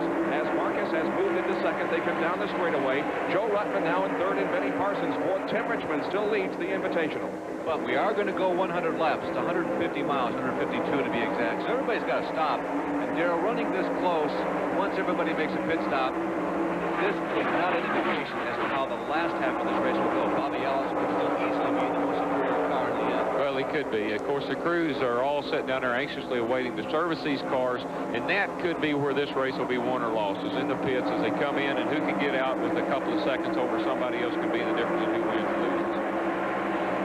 We always talk about the driver in the car, and believe me, as a driver, I can tell you, those boys are standing down there watching that car go around the racetrack are the difference in a lot of races. Tim Richmond, perhaps as much as anybody, represents a part of the new atmosphere, the new personality. There's Joe Ruttman in the green car, Benny Parsons on the low side of the black and white 55 Cope car. Both of these guys have roots in the north also. That's what I was getting to refer to the new personality of Winston Cup NASCAR stock car racing. We had something like 10 different home states, that's home states represented in this field, and 4 of them were from north of the Mason-Dixon line, which is something that was just unheard of 10 years ago. Well, I used to come to the racetrack with my slacks and loafers on, and everybody looked at me like I was a little bit unusual. This morning, Mr. Richmond graced our drivers' meeting in a sport coat, a tie, and a very classy-looking silk shirt. So, Miami Vice silk shirt. Yes, and I'm sure it probably has something to do with one of the 10 most best-dressed men in the world or something. I'm sure he's up on that kind of stuff. But anyway, state of the art this morning for Mr. Richmond. Times have changed. Yeah, how they have. Are you talking about in the pits or on the track? Tim Richmond in the number 25 Folgers car is leading the Atlanta Invitational. With 21 laps completed, we're almost a fourth of the way through this event already, and we've already seen some tremendous competition. Dave Marcus now in second position, beginning to close in, and Joe Ruttman is right there also in third position. If there has been a surprise in this race, definitely it has been Marcus. There goes Ruttman to the inside of Dave, but everybody expected him to be competitive. He is a veteran. He's been around a long time, but as we told you earlier, first time ever in a Ford, and this is supposedly not their frontline car. This is the car that still, as a matter of fact, has Phil Barkdahl's name on the roof. This is the car that Midwest driver has been driving in a couple of races this year, and they chose to use this one for David in his invitational appearance. Yeah, this is a good run for Dave. Also for Lake, and I don't want to belabor Lake, but he's doing a good job for a man that's been out of a race car for about a month and a half. And Timmy's hanging in there better than I thought he would. The car seems to be staying with him today, and I still think Joe Ruttman is going to grease him down here a little while. Well, Ruttman started 7th and is now into second spot, and Dave Marcus in car number 73 is in third position.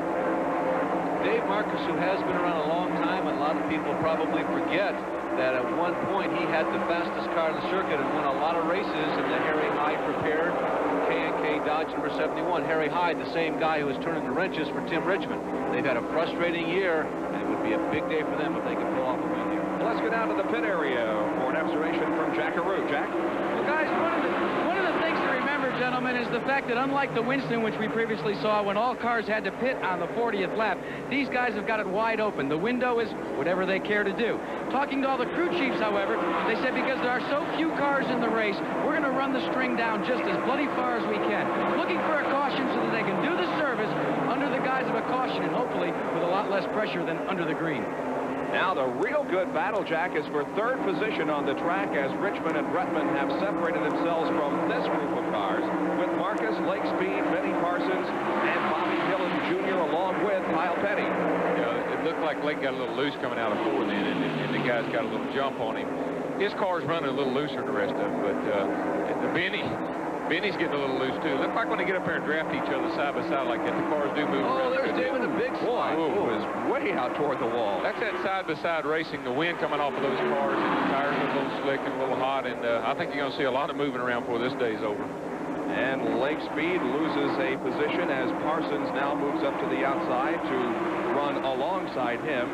So we are 26 laps into this race now. The Atlanta Invitational, the lead held by Tim Richmond. Second position is Joe Ruttman.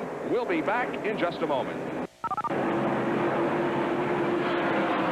Jenkins, Larry Newber, Jack Arute, and Darrell Walter back for the Atlanta Invitational. Trevor Boyes in car number 6, one of the starters, the 14 starters in this race, has been black flagged, and he is back in the garage area. On the racetrack, the battle is for the lead as Tim Richmond and Joe Ruttman are very close, but they have almost a half a straightaway interval between themselves and the third place battle, which involves many cars. Benny Parsons has now moved into third with Marcus fourth and Lake Speed fifth. The straightaways are short here. Remember, there may be just a little more than a quarter of a mile. You're in the turns like a half mile at each end of the racetrack, so having a half of front straightaway lead is not quite as substantial as it would be at a place like Talladega or Daytona. No, and that's why you see a lot of the passing is done entering the turn, because the driver's car that's handling better, he can stay on the gas longer. And because there is so much turn, you have to set a guy up to pass him going into a turn most of the time. The average speed 160.916 miles an hour. We asked Lake Speed earlier in the weekend about proving something in this event. Because of the events of 1986, do you think that maybe you have a touch more to prove than anybody else in Sunday's race? Not really, Larry. I think that most of the people in this garage area and the people that have been watching Grand National racing for the years, they've watched me race now for about 5 or 6 years, and they either believe in me or they don't. The fans seem to believe in me, and that just tickled me to death. And I think there's a lot of people in the garage area that have given me an awful lot of support, too. People like Larry and Tim McClure, all-pro auto parts people coming behind me. There's an awful lot of people out here that believe in Lake Speed. We're going to get out there Sunday and give it our best shot, but I don't think that our career, our future lies in one race. Lake Speed currently in 4th position. As we mentioned earlier, this is the car that Rick Wilson ran so well at Talladega just a week ago. I think Benny's really picking up the pace a little bit. He's starting to settle in here, and I think he's closing down on the leaders just a little bit. All right, let's go down to the pit area where Jack Arute is with Trevor Boys.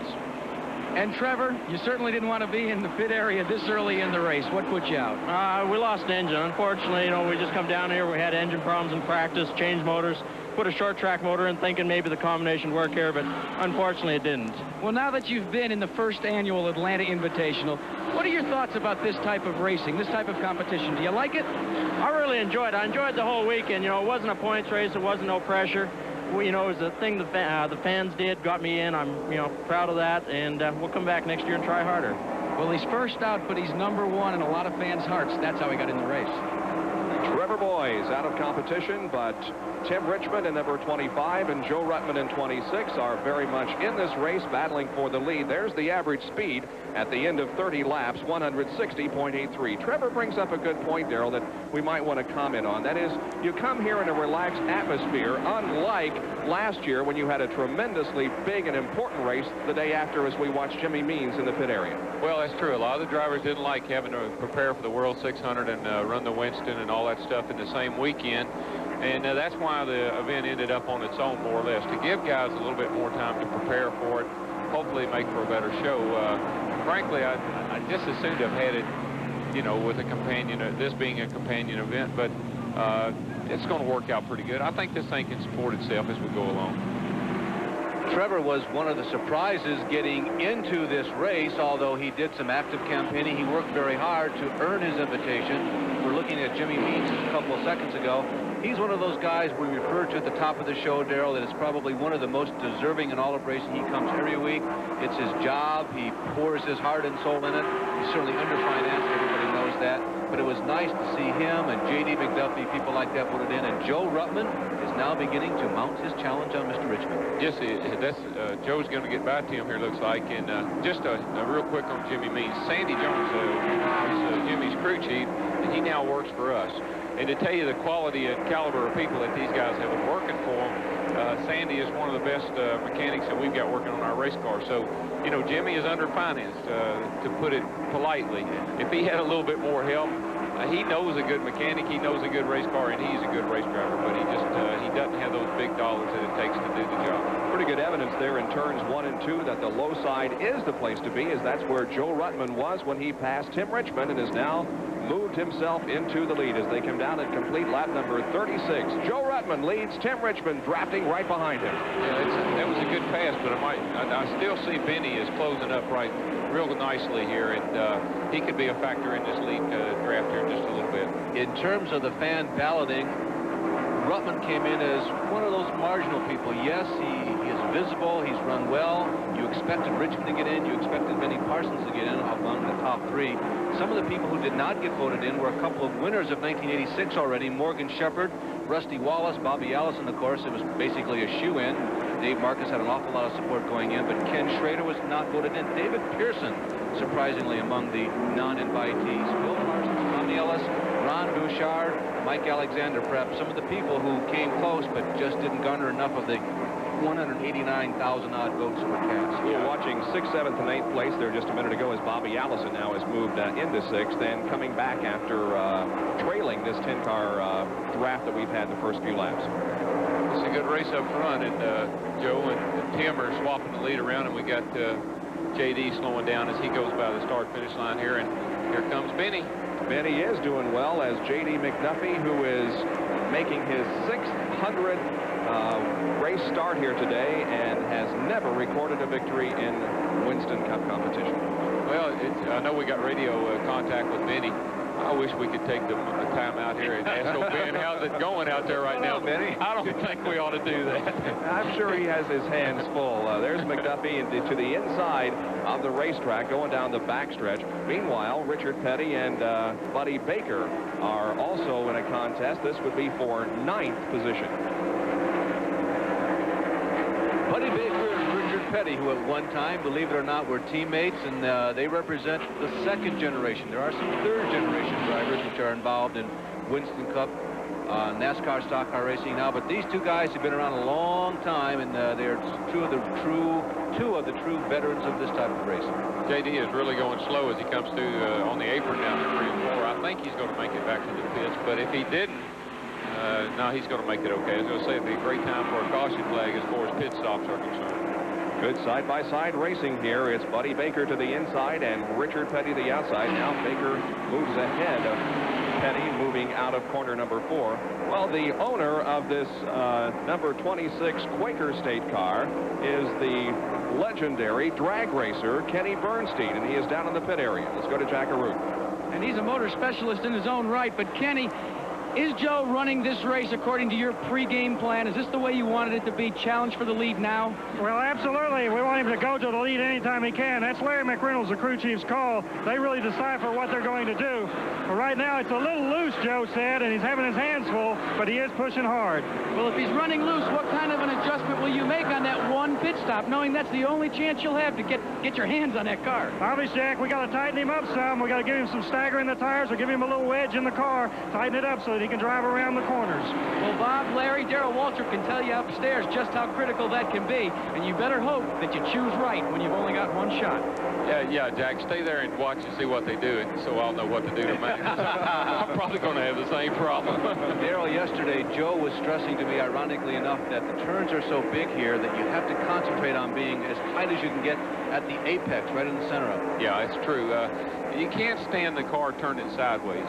You want to be turning to the left all the time, but if the car ever jumps sideways with you, in other words, where you got to turn back to the right, that's what kills your speed here. You got to be able to drive into these corners as hard as you possibly can because they're such big, long, sweeping turns, and that's where you make all the time, driving in hard and the car staying under you.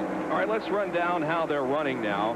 Really, the first 3 positions are the closest. That's Tim Richmond in the lead, Joe Ruttman second, and Benny Parsons running in 3rd place. Back and 4th is Lake Speed. 5th is Bobby Hillen. 6th is Bobby Allison. 7th, Kyle Petty. 8th is Dave Marcus. Running in 9th place is Buddy Baker. 10th is Richard Petty. Then in 11th place be the number 67 of Buddy Arrington. 12th is Jimmy Means. And 13th is J.D. McNuffie, who has already dropped out of the race, and so has Trevor Boyes. You know, I think that Benny may be cooling it right now. I think Benny raced up there and got these guys, caught these guys. He's going to wait for the pit stop now to make an adjustment to his tires and then have at it. All right, when can we expect this pit stop now? Well, I'd say around, what, 60 laps? 67 laps is about 100 miles at this place, so all things being equal, that's probably And I'd say they'd take it right to the limit, particularly the leaders, because they don't want to come in until they have to, and then they'll have their fresh tires to go the rest of the way, or at least as fresh as they can possibly have. You know, Darrell, I think of everybody in the Invitational field, the most recent Atlanta winner was Benny. Yeah, that's true. Benny had an awful good run here back, what, a year or so ago, 2 years ago, and won this race in a fine fashion. Tim Richmond looked awfully strong here in the spring race this year when he raced to the front and then had a throttle problem.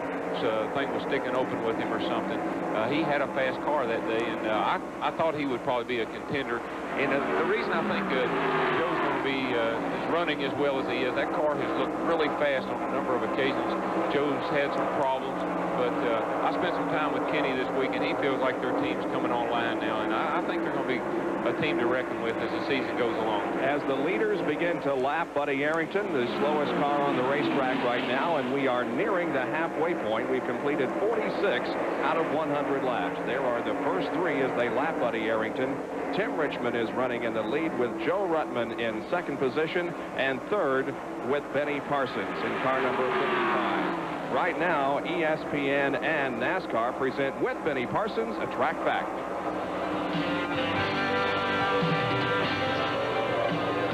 Radio contact, here's what we're talking about. 2 earplugs, especially made for each driver's ear. Put them in, put on on the helmet. Then Scott plugs in the earplugs,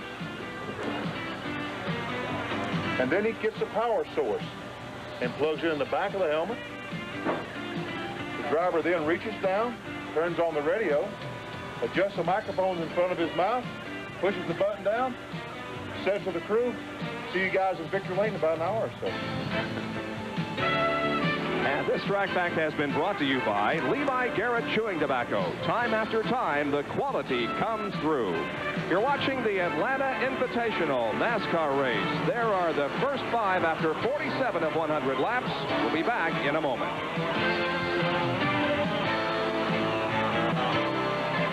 Today, he'll explain NASCAR racing on June the 10th.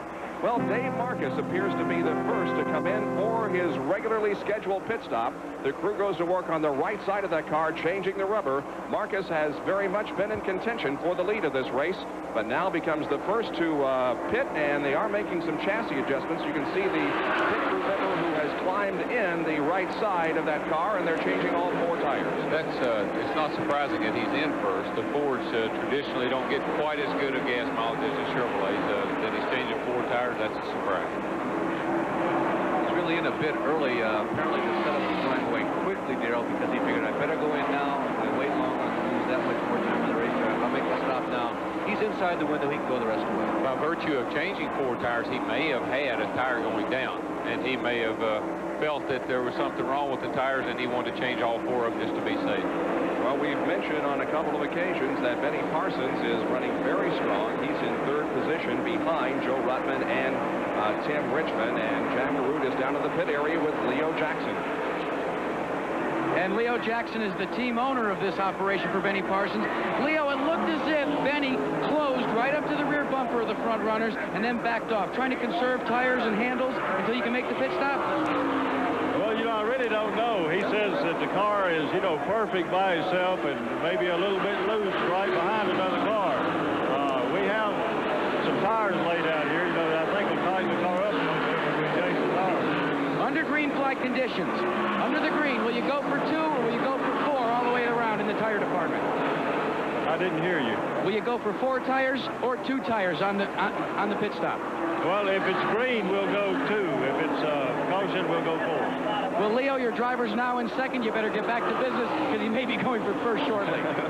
Very possible the Pell will pull off that pass for 2nd position at the end of the backstretch going into 3. Benny Parsons now 2nd, setting his sights on the leader, Tim Richmond. Darrell, I've heard that a number of times this year that the new cars are real rock solid when they're by themselves. When you get around traffic, it gets a little dicey. You really got to pay attention. Well, the air comes over the car so much differently than what we were accustomed to. With the slanted back windows on all the cars now, we do get a bit of a ducktail effect. Bill had that as an advantage last year, and now everybody has the same disadvantage this year. But I was impressed with the way Benny chased this first 2 cars down, Tim and Joe, and now he looks like he's going to maybe take the lead here. So Benny's got a strong car under him right now.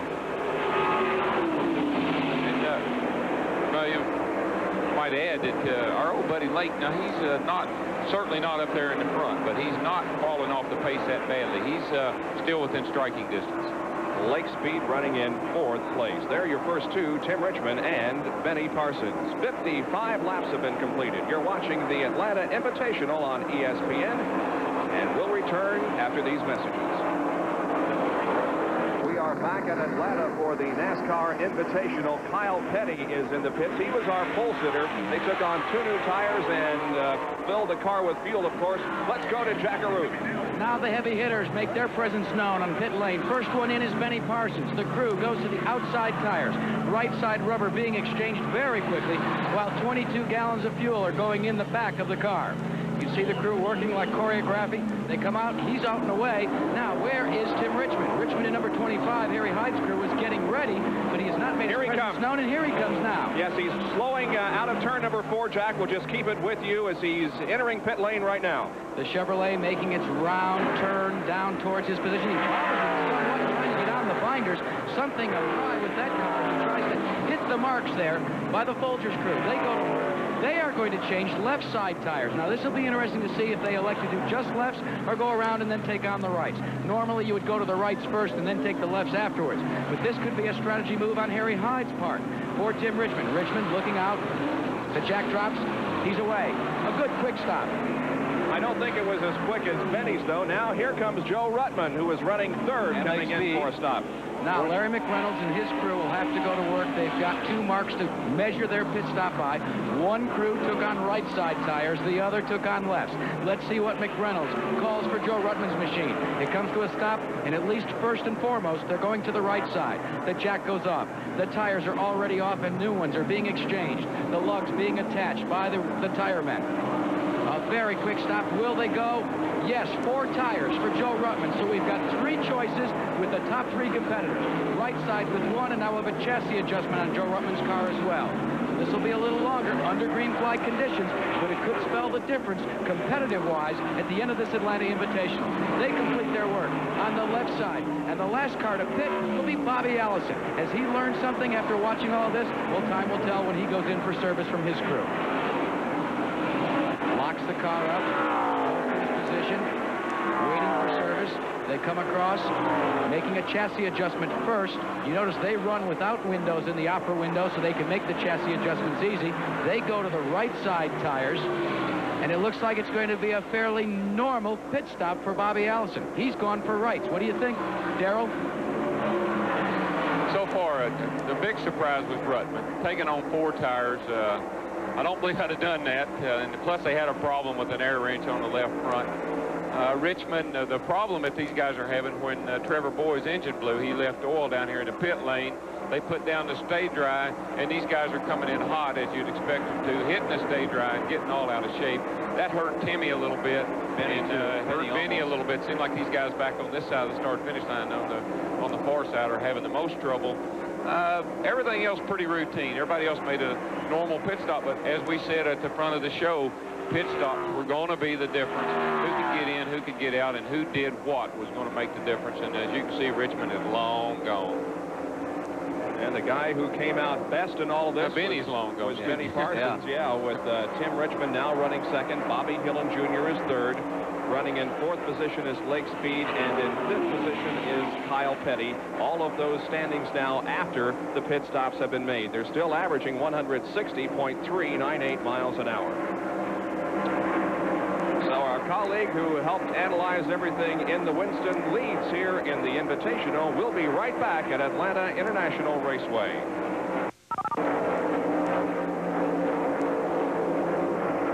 At the Atlanta Invitational, the leader is Benny Parsons, second Tim Richmond, third Bobby Hillin Jr., 4th is Lake Speed, and 5th is Bobby Allison. 78 out of 100 laps completed.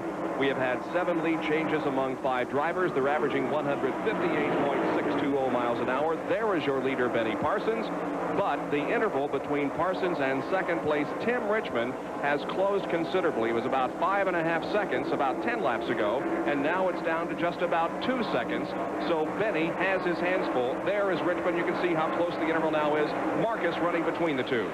Darrell, we were talking during the break about how Benny got out earlier than Richmond. The agreement was that Richmond seemed to lose a little more time coming in, but maybe Benny did not take a full can of gasoline. I think that's the secret right there. Benny took about a can and a half, just whatever they felt they needed to finish this race. And Timmy did sit there and wait for 2 cans of gas to be put in the car. You're talking about an anxious bunch of guys. You want to know what a crew does during a race? They've got 9 stopwatches down there, and all of them are timing something. I don't know what. Rick Hendricks is on that stool there. He's going to screw it right in the ground. Well, the interval between Parsons, that man right there, the leader, you can see that he has 271 career top 10s. He's been around a few years, too. And Tim Richmond is visibly shrinking. But Tim Richmond, there you see him on your screen, he now has the chore of getting around Dave Marcus. And it took Benny Parsons about 4 or 5 competitive laps to get around Dave. I don't think Tim will have that much trouble because, well, in all due respect to Mr. Marcus, he was trying to keep him going a lap down just in case he caught a caution. So he would hold the leader up, or he would race the leader a little harder than I think he's going to race Tim. He's not going to lay down and let Tim go by, but I don't think you'll see him hold Tim up very long. The pole sitter for this race, Kyle Petty, has dropped out of competition. Kyle had a rough race all along as he only led, I think, 1 lap and has dropped out of competition. And you can see now that Tim Richmond is right up on the back bumper of Dave Marcus. And when he passes Marcus, if he does, there will be clear sailing and clear racetrack between himself and the leader, Benny Parsons. Richmond to the inside of Marcus now at the end of turn number 2, going down the backstretch. Marcus is being a little obstinate here, too. It just runs right alongside Richmond. Now Richmond with a slight advantage in turn number 3. Bob, one thing we got to remember now, Marcus came in a little early and took on 4 tires, where the other guys, Benny and Tim, only took on 2 tires. So he has somewhat of a Timmy and Marcus just got together going down through here. He did bump. Look at this. Oh, and Tim is loose. He almost missed. What an outstanding job of driving. Man. Tim Richmond played some real contact roller derby trying to get around Dave Marcus, and about 3 or 4 times he almost lost it, including right between turns 1 and 2. Outstanding job of driving, but did that abuse the tires? Well, let me just make one observation here. Benny Parsons, an older driver, I might add, took his time, more experience. Sorry, Benny, more experience. He took his time in that situation, and Tim was not going to have any part of what was going on. He was wanting Marcus out of his way. All right, now, Darren, here's a replay. Explain what happened. Well, they hit back here on the straightaway earlier, and that set this whole deal up. And Marcus said, hey, you hit me on the straightaway. How about a little nudge right here, old buddy? And I tell you, that's one fine piece of driving right there. It's hard to get a car crossed up at 160 miles an hour and hang on to it. But the thing that's also significant, Mr. Marcus is a little upset, and he's going to race old Tim as hard as he can. And in the meantime, 55 is leaving away from here. Yeah, it was a 1.9-second interval, and since that little incident down there in turn number 1, it is a 3.3-second interval. Benny with that much pad between himself and Tim. I think Tim's really hurt the tires. He's burnt the right rear on the car, and now the car is real loose with him, and Dave right there on his back bumper is making the car in. So this could be a $75,000 power play.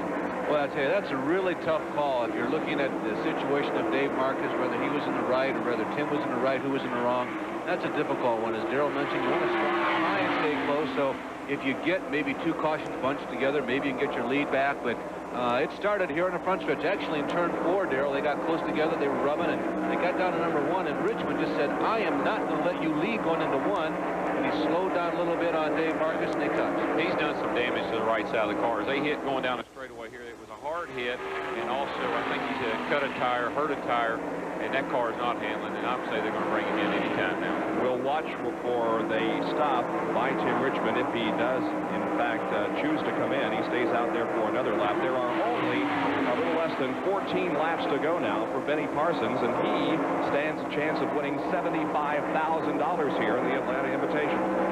Go ahead, Darrell. I'm sorry. The significant thing, again, in this situation was the pit stop. Benny got out. He beat...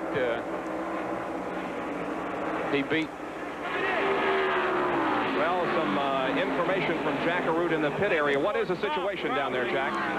Well, I'm here with Harry Hyde, and Harry, you're trying to call him in, but he won't come in. Well, we're going to try to... No, he's going to have to come in, I think. He doesn't want to come in, but he's going to have to come in, I think. Well, that's the word from Tim Richmond's mentor and chief mechanic. Harry Hyde has been trying to call him in the last 2 laps, and Darrell, you were exactly right. They think they've got a tire going soft on the side. Yeah, they had significant impact on the front straightaway here. There's black marks all down the side of that car. He's possibly cut a tire down, and he's just trying to hang on and make it to the end here, but I think he's going to have to bring the car in. The interval is back up to almost 5 seconds, so it's where it was about 25 laps ago, just after the pit stop. Well, Hillen continues to run comfortably in 3rd as we watch 2nd place Tim Richmond. Lane Speed is in 4th, and Joe Ruttman has moved past Bobby Allison for 5th. So there's no story that's developing or unfolding on the racetrack. The only drama was Ruttman kind of quietly getting around Bobby Allison. Bobby certainly not showing the speed that we saw last week. That was my pick there, and I both took a stand. Jacobs never said a word. I suppose he's going to tell us now my pick. I'll tell you guys, I think that Benny Parsons.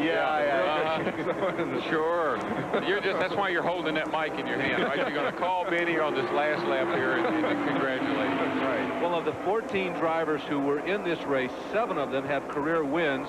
Richard Petty, of course, with the most, Bobby Allison, Baker, Marcus Richmond, and Kyle Petty. They accounted for a grand total of 332 career wins. With less than 10 laps to go, let's go back down to Jackaroo. I'd like to just point out that although he's going against the wishes of his crew chief, Harry Hyde, Tim Richmond, to me, is showing an awful lot of poise in knowing just how short this race indeed is. With only 10 laps to go, granted, he's going to have to wrestle it like a grizzly bear, but if he can keep that tire just a little soft and not totally soft, he can still come back paying in the money at the end of this event. Well, that's a good point. Now, the interval between second and third is pretty significant. There is an entire straightaway and then some between second and third. So Tim does stand a very good chance here if he can hold on for the next 9 laps of finishing in second. Just 9 more laps to go. Benny Parsons leads the Atlanta Invitational.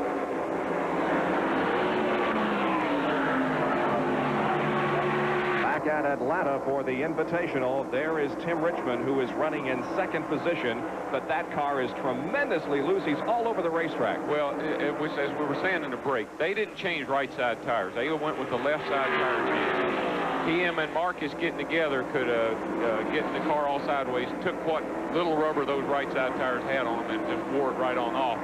I will say this, Tim Richmond can hang on to a loose race car about as well as anybody I've ever seen. I don't know if that's from IndyCar experience, dirt track experience, or just what you don't know won't hurt you. I can't tell for sure. There was a race earlier this year. Didn't he break like a rear ratchet, which is almost impossible to steer a car? It wants to turn to the right every time you go into a corner, or worse yet, you don't know which way it's going to go. And Tim stayed with that car for several laps in those conditions, which were basically impossible for almost anybody else. See, a lot of us, we start complaining about the car, and some guys, they just figure, well, it's the way I'm driving it. I got to drive it differently. 5 laps to go in the Atlanta Invitational.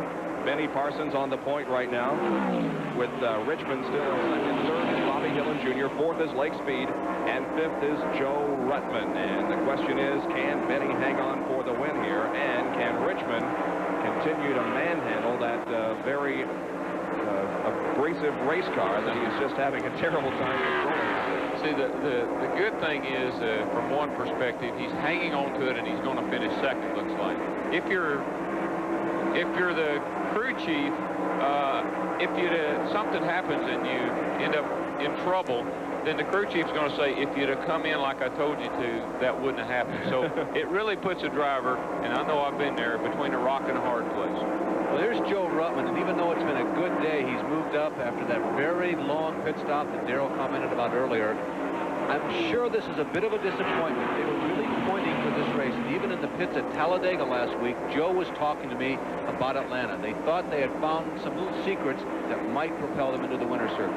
I think they had the car to do it. I think they just had some miscommunication in the pit, and really the 4-tire change wasn't as bad as the fact that an air race messed up on the left front. I think I saw him take a lot of extra time there. So in a short race like this, 4 tires was a thing that I don't know what I'd have done. I think I'd have went with the 2. Well, there are less than 3 laps to go. As a matter of fact, when Benny comes around this time, you'll have just 2 more circuits of this 1.522-mile racetrack, and the Invitational victory will be his. Here he is off the 4th corner. 2 more laps to go.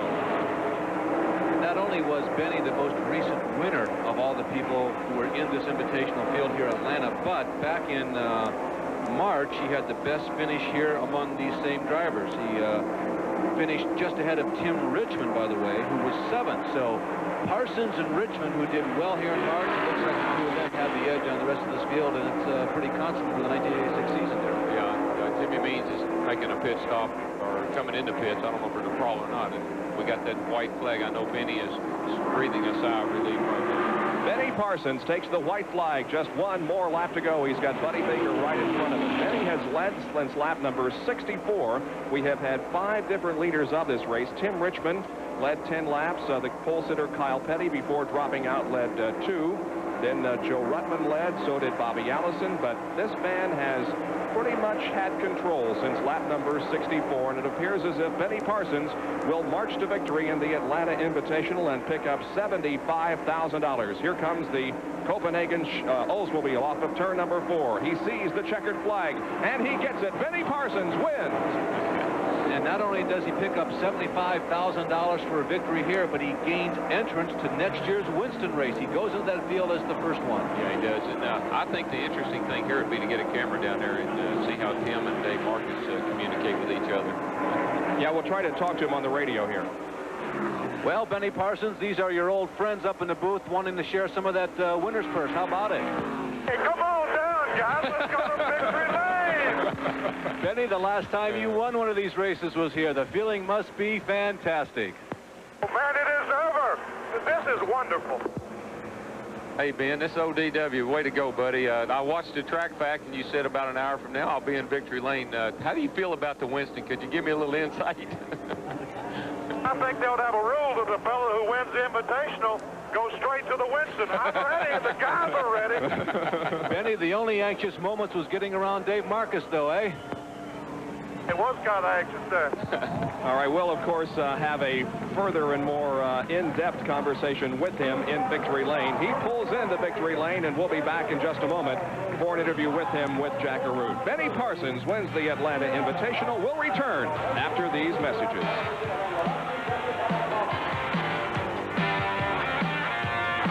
Welcome home. How about this, Jackie? You know, hey, guys, you fellas up in the booth, Newber and Jenkins, you ought to be down here celebrating with us. And especially all those fans that voted for me. I wish that all 132,000 or whatever it was could be here. Well, Jerry Long has given you the first annual Winston Invitational trophy, but the question, the difference in the race seemed to be your pit crew. Did they do the job? You know, we talk about races being won by pit crews and on pit road.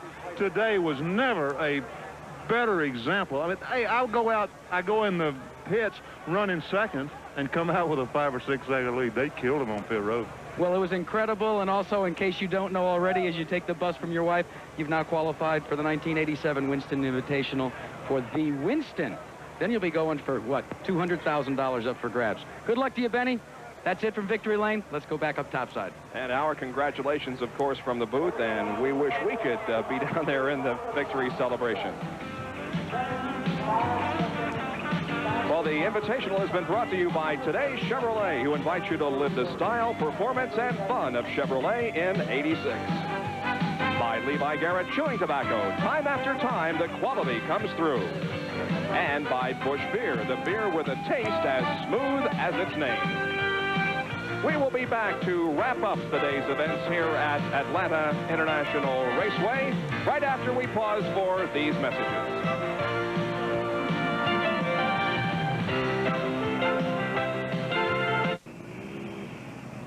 The top 5 finishers in the Atlanta Invitational. The winner, Benny Parsons, finishing in 2nd position, Tim Richmond, and Bobby Hillen Jr. 4th was Lake Speed, and 5th was Joe Ruttman. Coming up next here on ESPN, the 6-hour IMSA endurance race from Riverside, California. Well, on this Mother's Day, 1986, we salute the class of '85 participants in today's Winston. All winners last year except Jeff Bodine. Finishing 10th today, Greg Sachs. He wins $10,000. Next, Terry Labonte picking up $14,500. 8th was Ricky Rudd, $15,500. 7th was Jeff Bodine, earning $20,000 in today's Winston.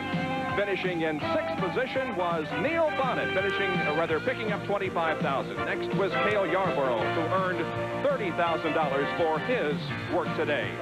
Finishing in 4th place was Darrell Waltrip, winning $50,000. Harry Gant finished in 3rd place, winning $60,000. In 2nd spot was Dale Earnhardt, who walked off with $75,000. And the big winner, Bill Elliott, a total of $240,000. My thanks to Larry Newber, Jack Arute, Benny Parsons, and Darrell Waltrip. This is Bob Jenkins.